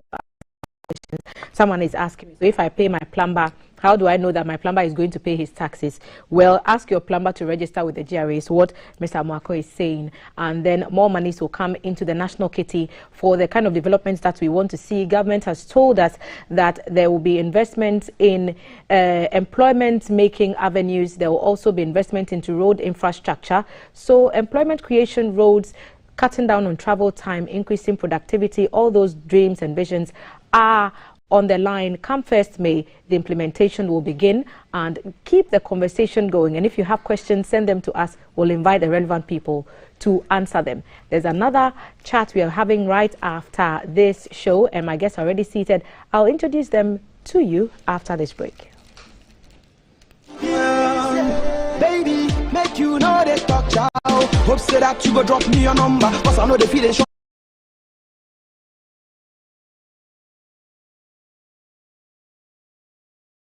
Good morning, my neighbor. Good morning. Good morning, everyone. Good morning. I see I'm playing with you. Good morning, and we serve you.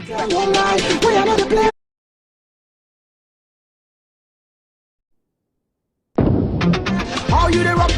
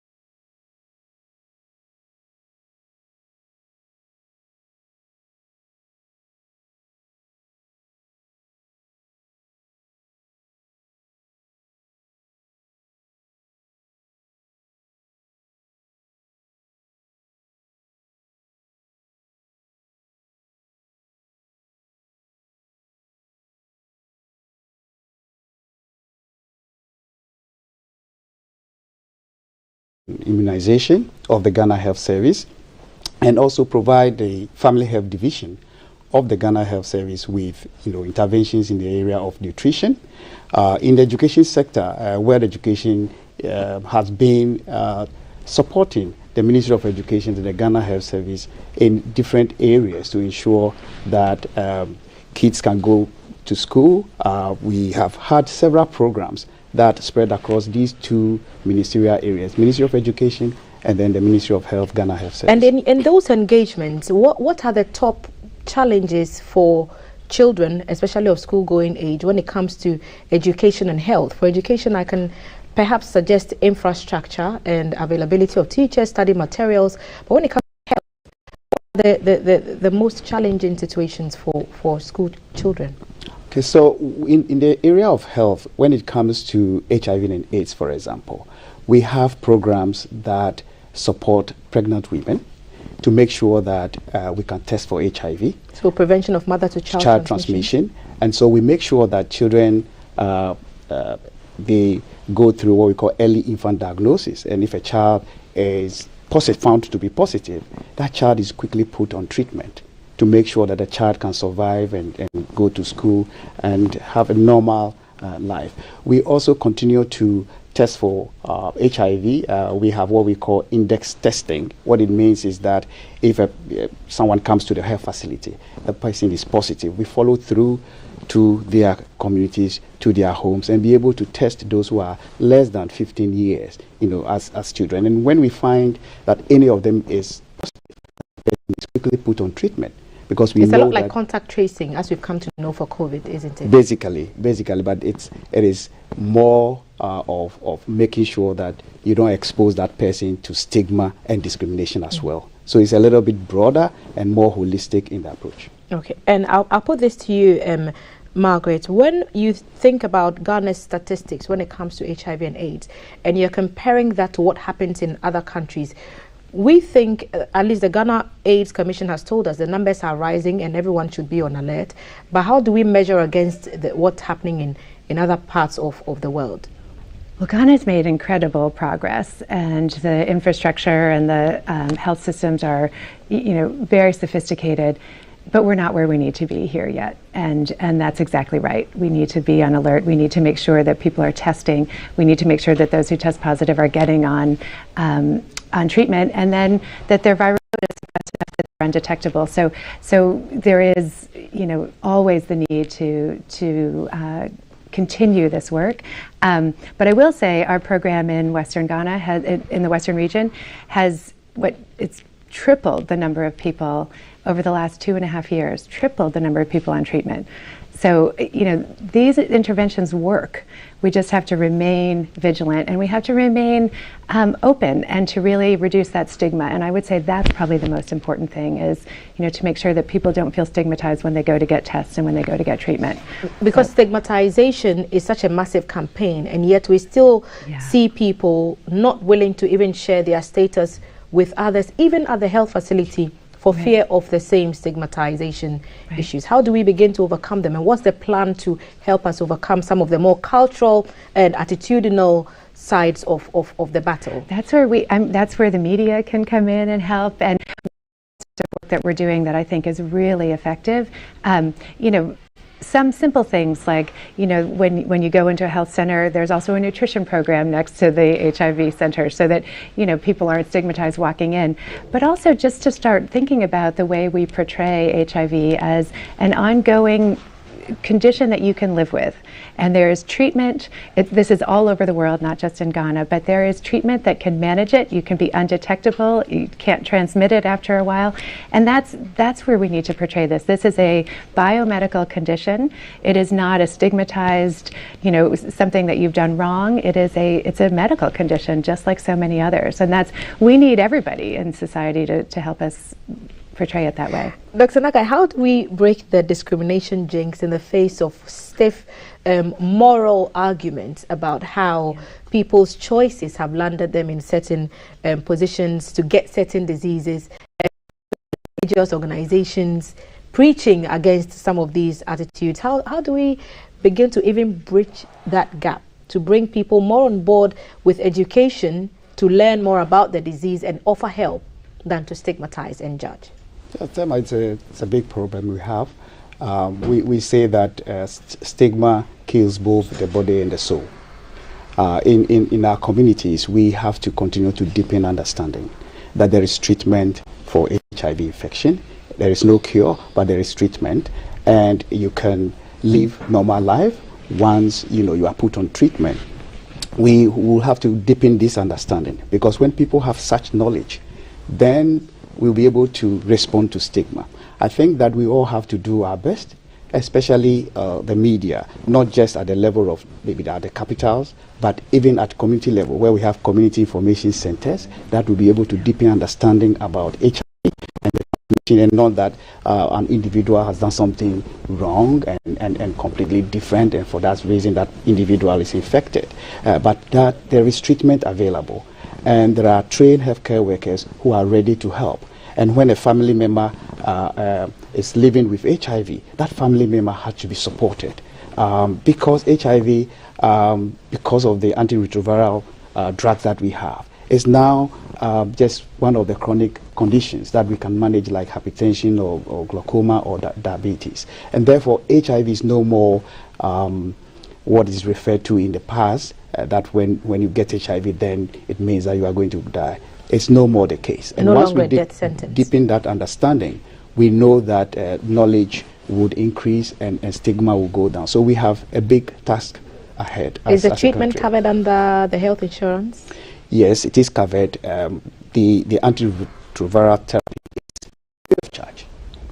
If you go to the health facility, you can get access to antiretroviral therapy. There are some other costs that are associated with it, and once you have a national health insurance card, those can be taken care of. Okay, let's now focus on the vocational and life skills, sort of the micro enterprise. How big a deal is it? We see people who have very, very amazing skills, and they do not get the support that they need to make it a career, more or less. So what's the agenda for you here? I think our world education team has been doing a lot of work in this area, and especially targeting vulnerable groups like members of the disability community, and ensuring that they can get vocational training. They are enlisted into these programs. There are some that are brought back after maybe pregnancy that has interrupted their education, and they are all brought back into training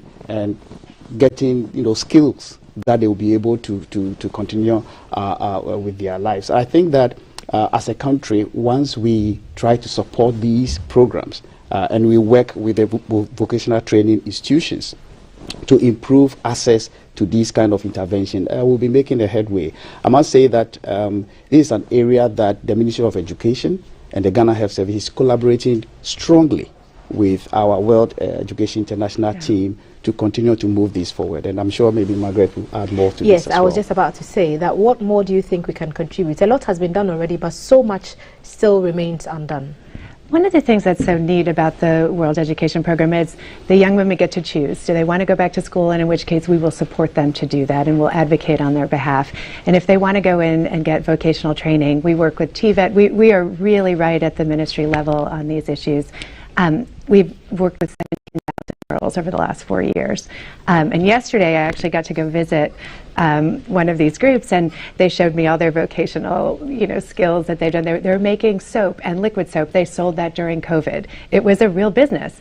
They're making crafts and bags and beadwork for brides. Beautiful things that they can bring into Accra and sell for a profit.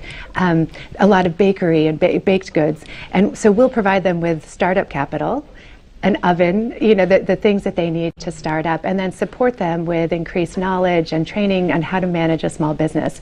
And I think one of the most important things is the community that they have among themselves. They now have a support group, and they go and they start doing things like advocating for clean water in their communities and advocating for savings and loans type of credit union types of organizations. So I think that community of young women building, with each other, that's as important. Those skills and that social capital is equally important. These programs have also used that convening to increase their public health knowledge. And so their health is better, they can take care of their children better, and they can bring in income to their families. So there's a ripple effect. What's the target for you at World Education and at John Snow in perhaps the term of your leadership?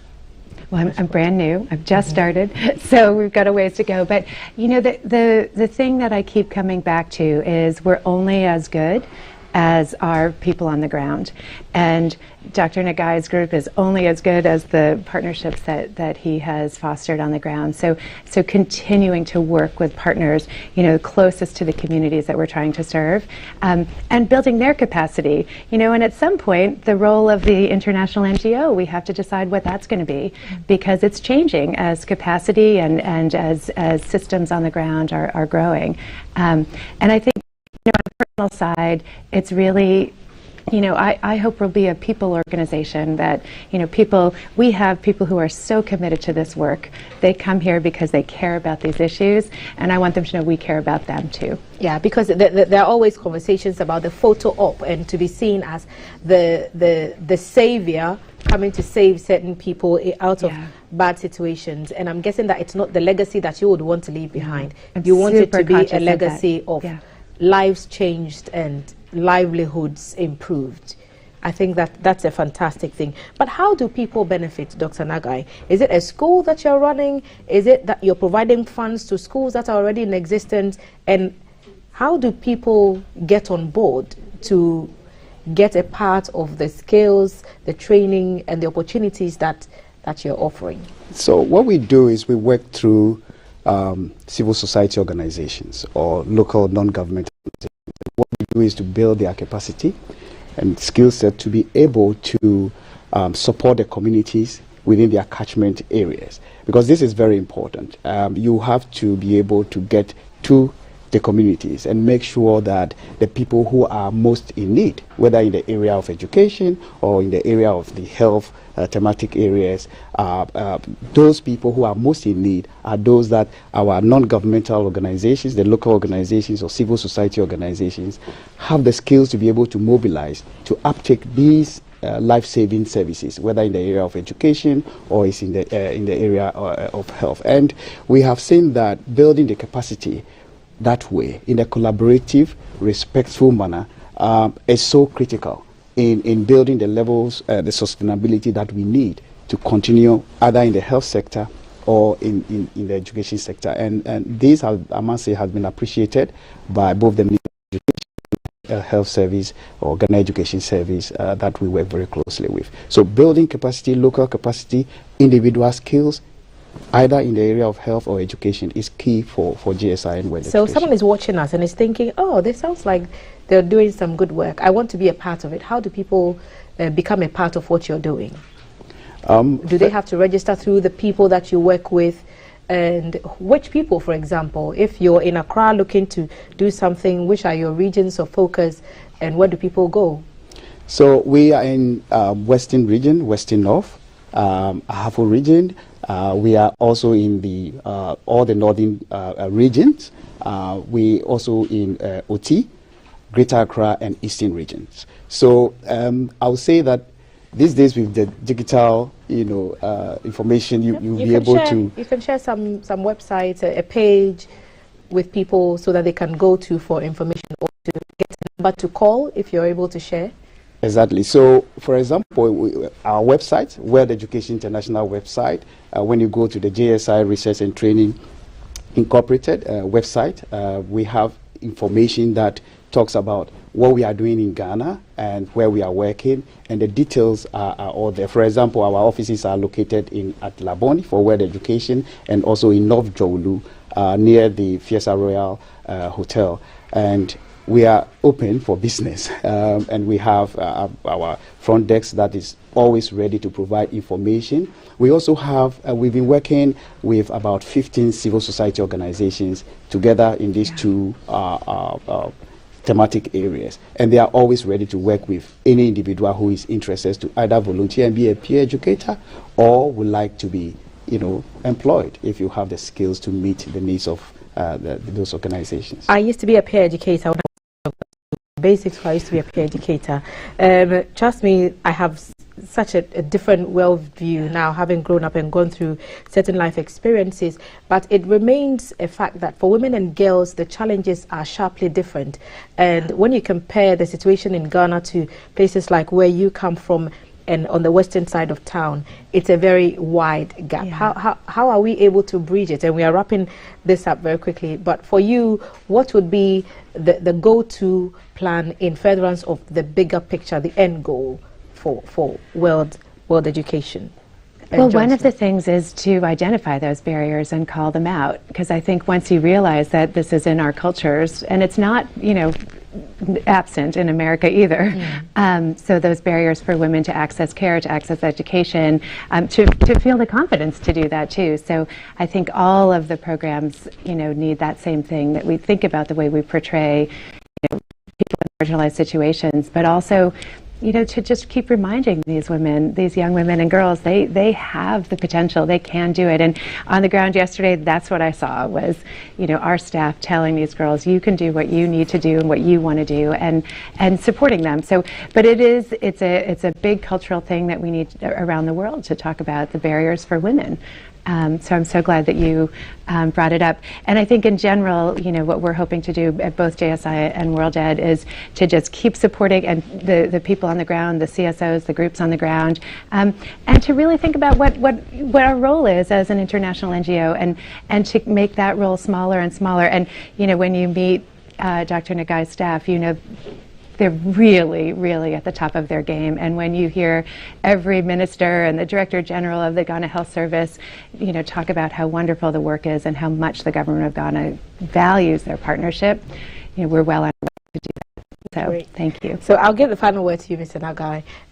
What's the end goal? What's the import of all you're doing? How do you want to go to bed at night, knowing that you've achieved what exactly? That's an important question. I would say that it's just improvement of livelihoods. We want to make sure that every individual who comes into contact with our team will have some message, some service that would have improved his or her life across different generations. Thank you. Improvement in lives and livelihoods is the goal here for John Snow Incorporated and World Education Incorporated. Madam Margaret Crotty has taken over her role as president, and she is spearheading their continued course to improve lives through improvement in vocational and life skills, offering education on HIV prevention and education on basic needs.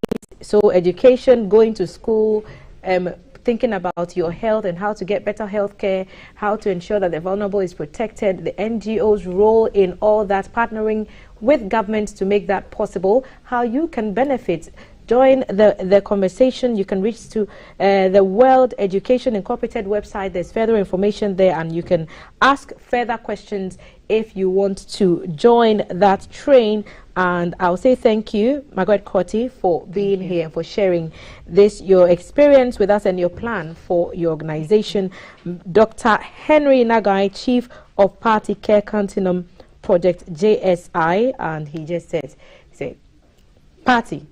Chief of party. Yeah. The next party invite us. And this is GTV Breakfast, and we'll take a break. When we come back, Valerie is warming up to warm it up on the yellow couch after the break.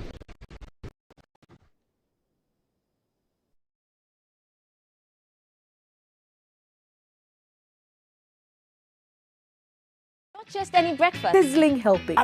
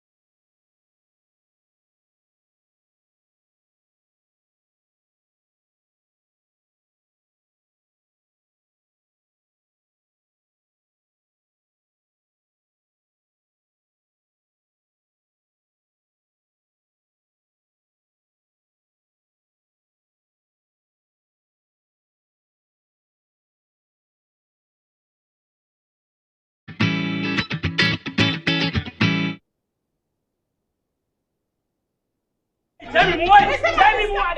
Hey, tell me what? Tell me beer.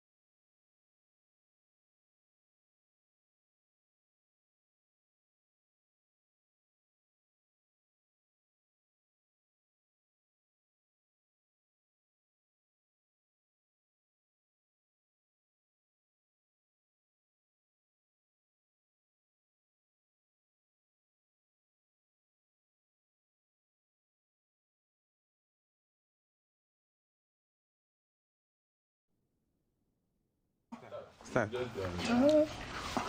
Ta-da-da-da-da-da.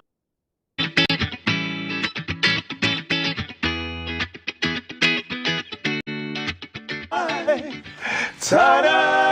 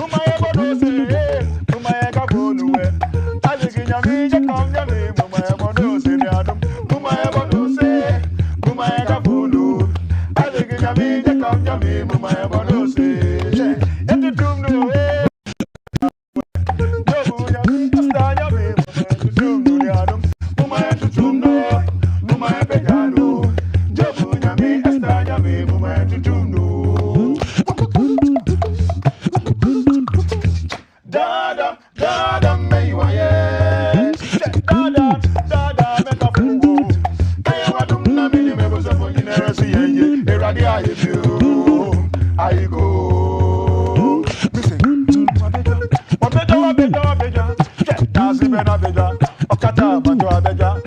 Na na na abeja. Otuma kuma abeja. Me say, wa say yembose. Obeba be fire. Akoso rohimem. Akoso rohimem na abeja. Abeja. Ile go na bobi bobi bo no kantama onju. Oni oni. Muma yembo no say. Aye onuni onuni aye aye. Aye aye aye. Bobi bobi bo. Akatamanto ribo. Oni muma yembo no say. Na osesa ne muma yembo no say. Ana yedio muma yembo no say. Aye oseye oseye oseye. Aye muma yembo no say. Aye.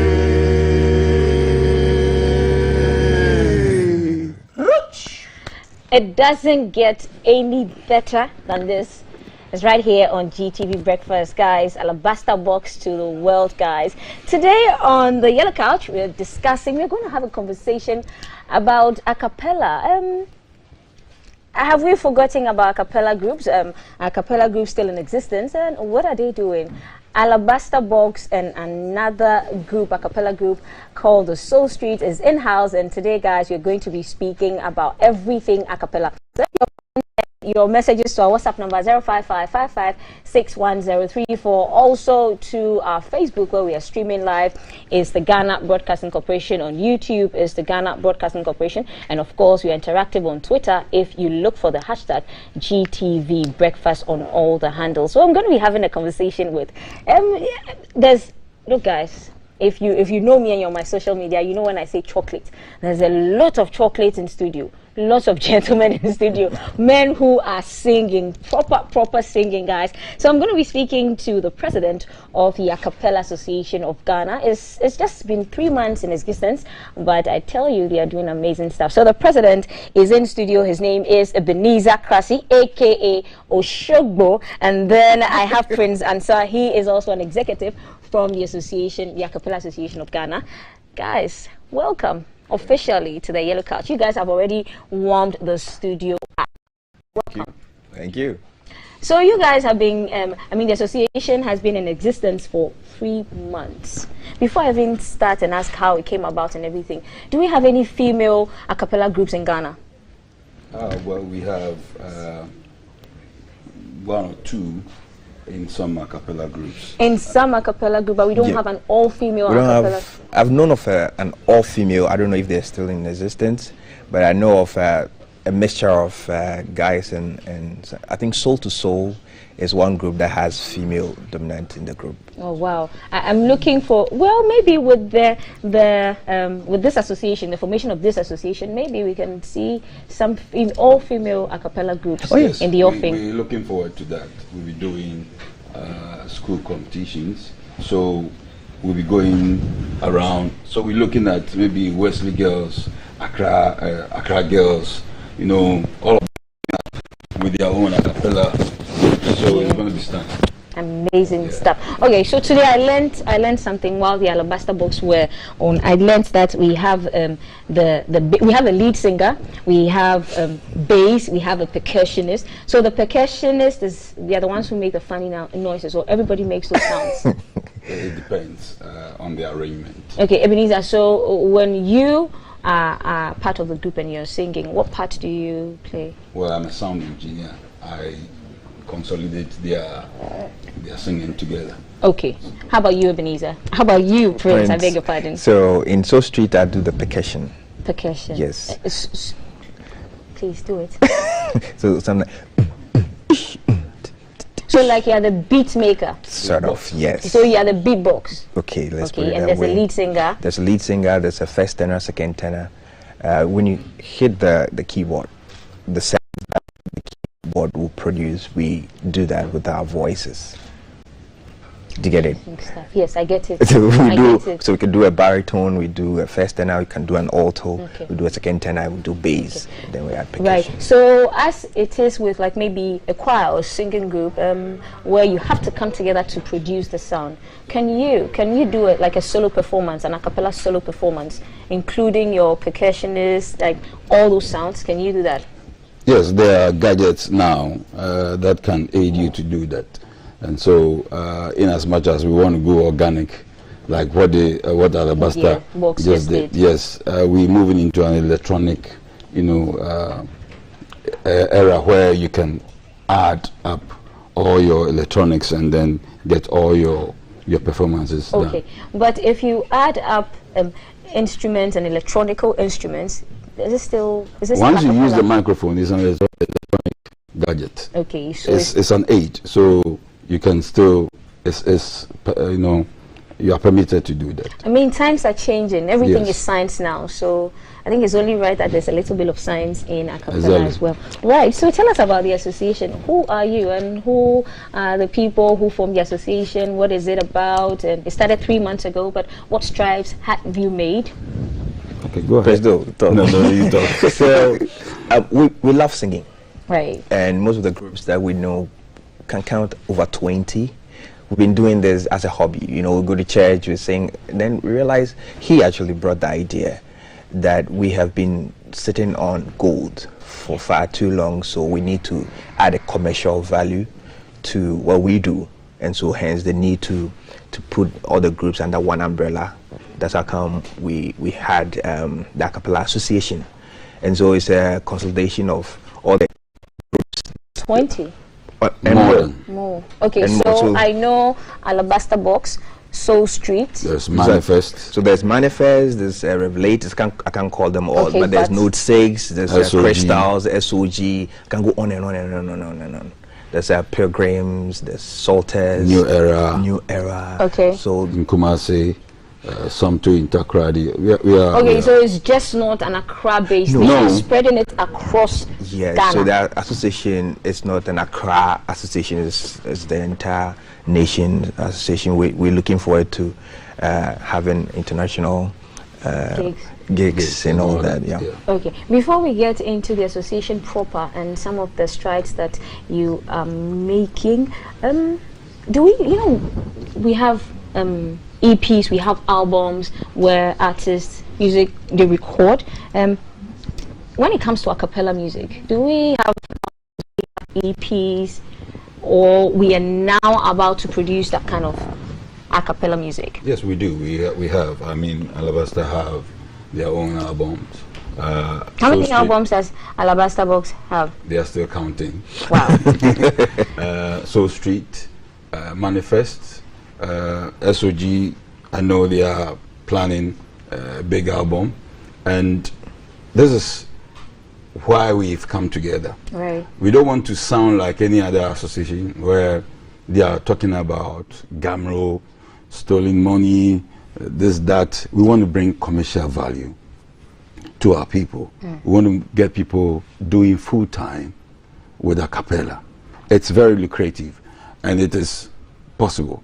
So we are in talks with the minister, and we want to make this commercial. We want to use a cappella as the face of Ghana, if we give him the chance, because we can really package it and make it sellable. Trust me, we have, amazing talent, and it will amaze you how these people are able to make sounds out of their own voices and give them any idea. We were at Asasi Radio and we promised them we'll be doing a jingle for them. We were there on Saturday. Sunday morning we recorded it, and it was, I have a studio, so it's easy to do that. And trust me, we can do this. We are not into lambast any music genre and what have you. No. If you are home and you love a cappella, we're saying come on board, let's do this, because all we want to do is to bring commercial value to a cappella music, and that's what we want to do. Sorry. Okay, so are you opening it up? For instance, I'm sure people have talents when they sing. People sing in the shower and all of those things. Are you opening it up for people who are not part of groups to join? How do they join? If somebody knows, hey, I have a talent, I can do this. How do they? Yeah, they can join. We want to organize workshops where we'll be training people to empower them you know, and to give them skill, right, you know, to do, you know, a cappella music. Okay. Can a person perhaps be trained to make certain sounds? I mean, one of the guys from Alabaster Box, before we went on air, he roosted like a cockerel. So can people be trained? Yeah, so yeah. Or if you don't have the talent, you have to sit down. You're not part of Acapella. I mean, their own mentor. You know, but then he, as he's saying, he's a genius in music. I must be frank with you. So that's why, how come his studio, we call it a music clinic. When you take your music there, you get all the healing in there. So people get trained to do whatever it is they want to do with their voices. I mean, everybody can sing. Once you sit in the shower, no matter how horrible it sounds to you, it's the best somehow. And so, yeah, he leads in the teaching of it. Okay, and so whatever sound it is, we can mimic it. And you know, your voice is only bad when you want to sing like somebody else. You have to sing like yourself. Yes. So what do you say to people who tell some of us who sing that our voices are not nice? You listen to the music. Okay. Probably they're expecting you to sound like someone else they've heard. So be original. I mean, we can name artists whom we think, if you compare the sound, even though they are professional, the sound is not as smooth. I mean, Armstrong compared to maybe Chris Brown. You say, they are not the same. Why are you using? I'm just saying. Use Ghanaian names so that they can be more practical. So, Kina Isoba. Yes. Right. Okay, and probably Kim Promise.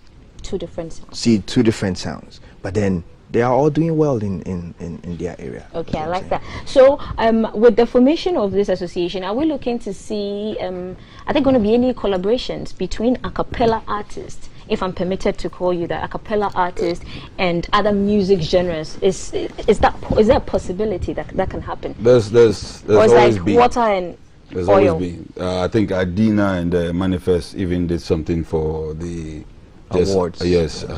When you say Manifest, you mean the Acapella group Manifest? The Manifest, yes. So that can happen. There's always been collaborations. Yeah. Okay. And I remember Kojenchu wanted to do something with what's the name? Connected.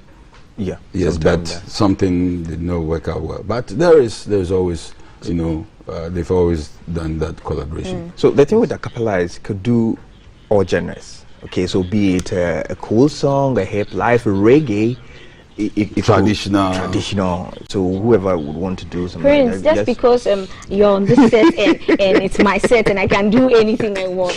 So guys, we have another group, a cappella group in studio, Soul Street, amazing vocals, and so our guy Prince is going to join them. He's going to join them. So he's a member of Soul Street. Okay. While he's joining them via here, Prince, while he's joining them, I'm going to continue this conversation with Ebenezer Krasi. So why are you called Oshogbo whilst we wait for Soul Street to get ready? Just a trademark name, you know.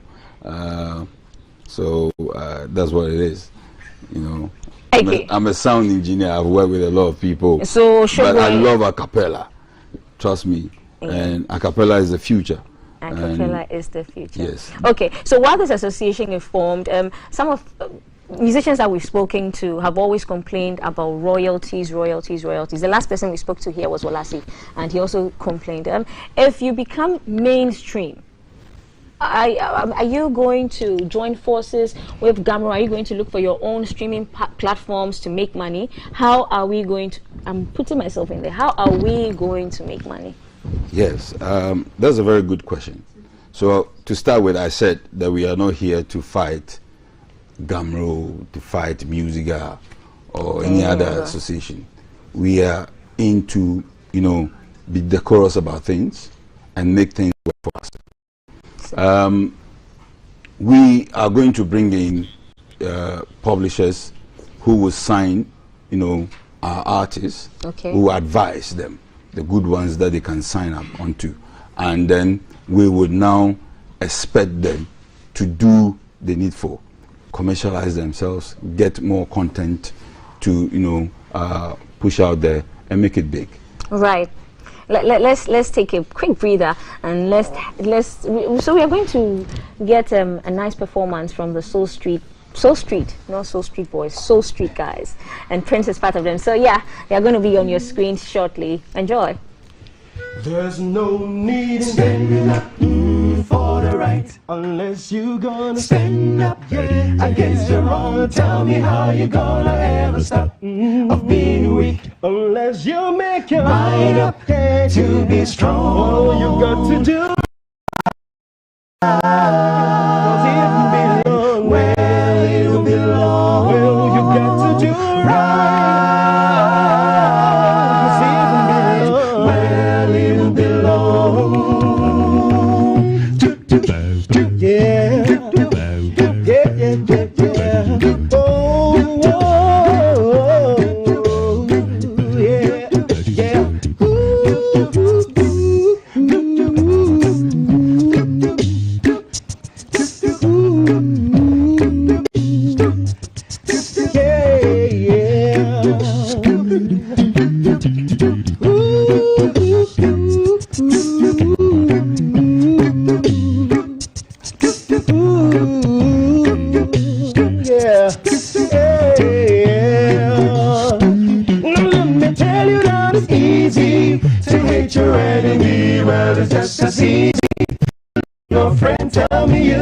To love like the Bible tells you, you got to let the love of God come in. Well, you got to do right. Well, it'll belong. Well, you got to do right. Well, it'll belong. Don't you wanna love him better? Don't you wanna love him more and more? Can't you hear the Savior's knocking? He's knocking at your door. Haste to meet your maker before you got to deal with the undertaker right now. If you are willing, don't you know the Bible is fulfilling? Well, you got to do right.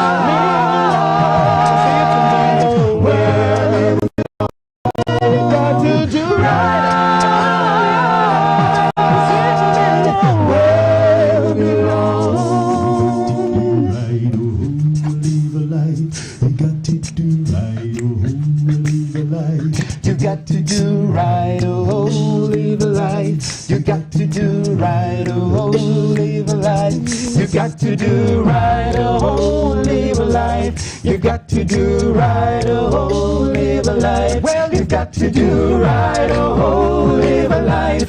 You've got to do right, oh, live a life. You got to do right, oh, live a life. You got to do right, oh, live a life. You got to do right.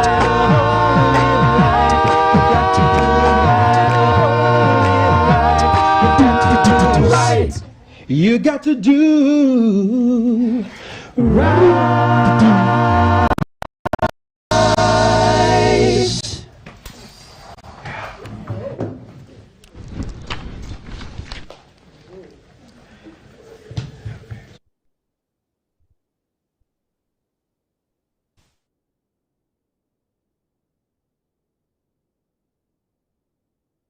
Okay, no, they were waiting for me. They were waiting for me. And the newest member, the fresh. Let me think here.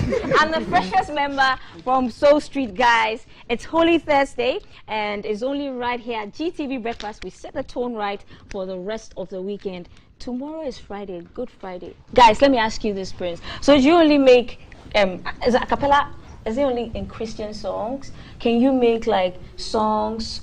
Secular music for the Riasifo. Is that do you make? So we do inspirational music. We've done Tinaminchen with Paulina. Paulina Rojo is a member of the group anyway. She's a bit tight. So we've done Tinaminchen. Some folklore songs. Okay. Right. So not that we do only gospel, but for us we do gospel and inspirational. Right. But the other ones, I don't know which one you meant by Riasifo. Secular music. Music for people like all of us. Yeah, so we do music for people like all of us. Yes. Okay. So, guys, the latest association is in town. It's 3 months old. It's a 3 months baby. It's the Acapella Association of Ghana. Where do we find you on social media? Where do we find you? So because our registration is still ongoing, probably this week it will be done because we need to get it legally registered. Definitely, before we can do right. everything out there. In the course of the week, we'll get all those ones. But on social media, where do we find you? So you could probably use Soul Street and Alabaster Box. Alabaster Box and manifest those individual groups. Okay. So we can. But the 411 is at the bottom line is the Acapella Association of Ghana is here to stay. Yes. So expect great acapella music from this camp and more. Look, I hear they have over 20 and we are looking to see an all-female acapella group. Maybe T and Multi-T and some other people might join. But hey, this is GTV Breakfast. Thank you for staying with us. You can catch a repeat of the show, the whole show again at 11 p.m. on GTV today. And don't forget to use the hashtag GTV Breakfast. You find us everywhere. Have a great Holy Thursday. Great Holy Thursday. Let's go. Let's go. Hallelujah.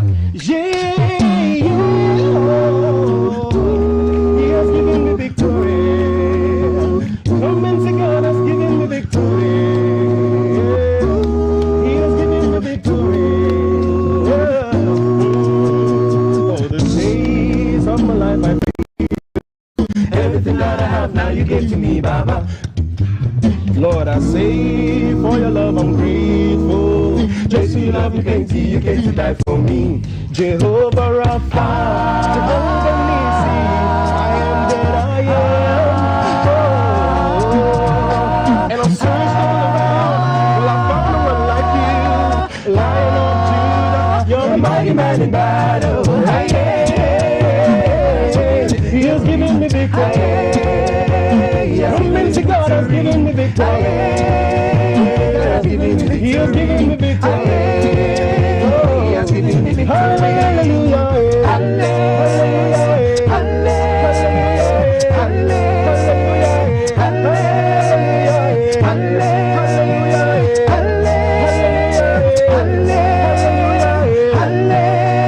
Come and see what the Lord has done for wonder.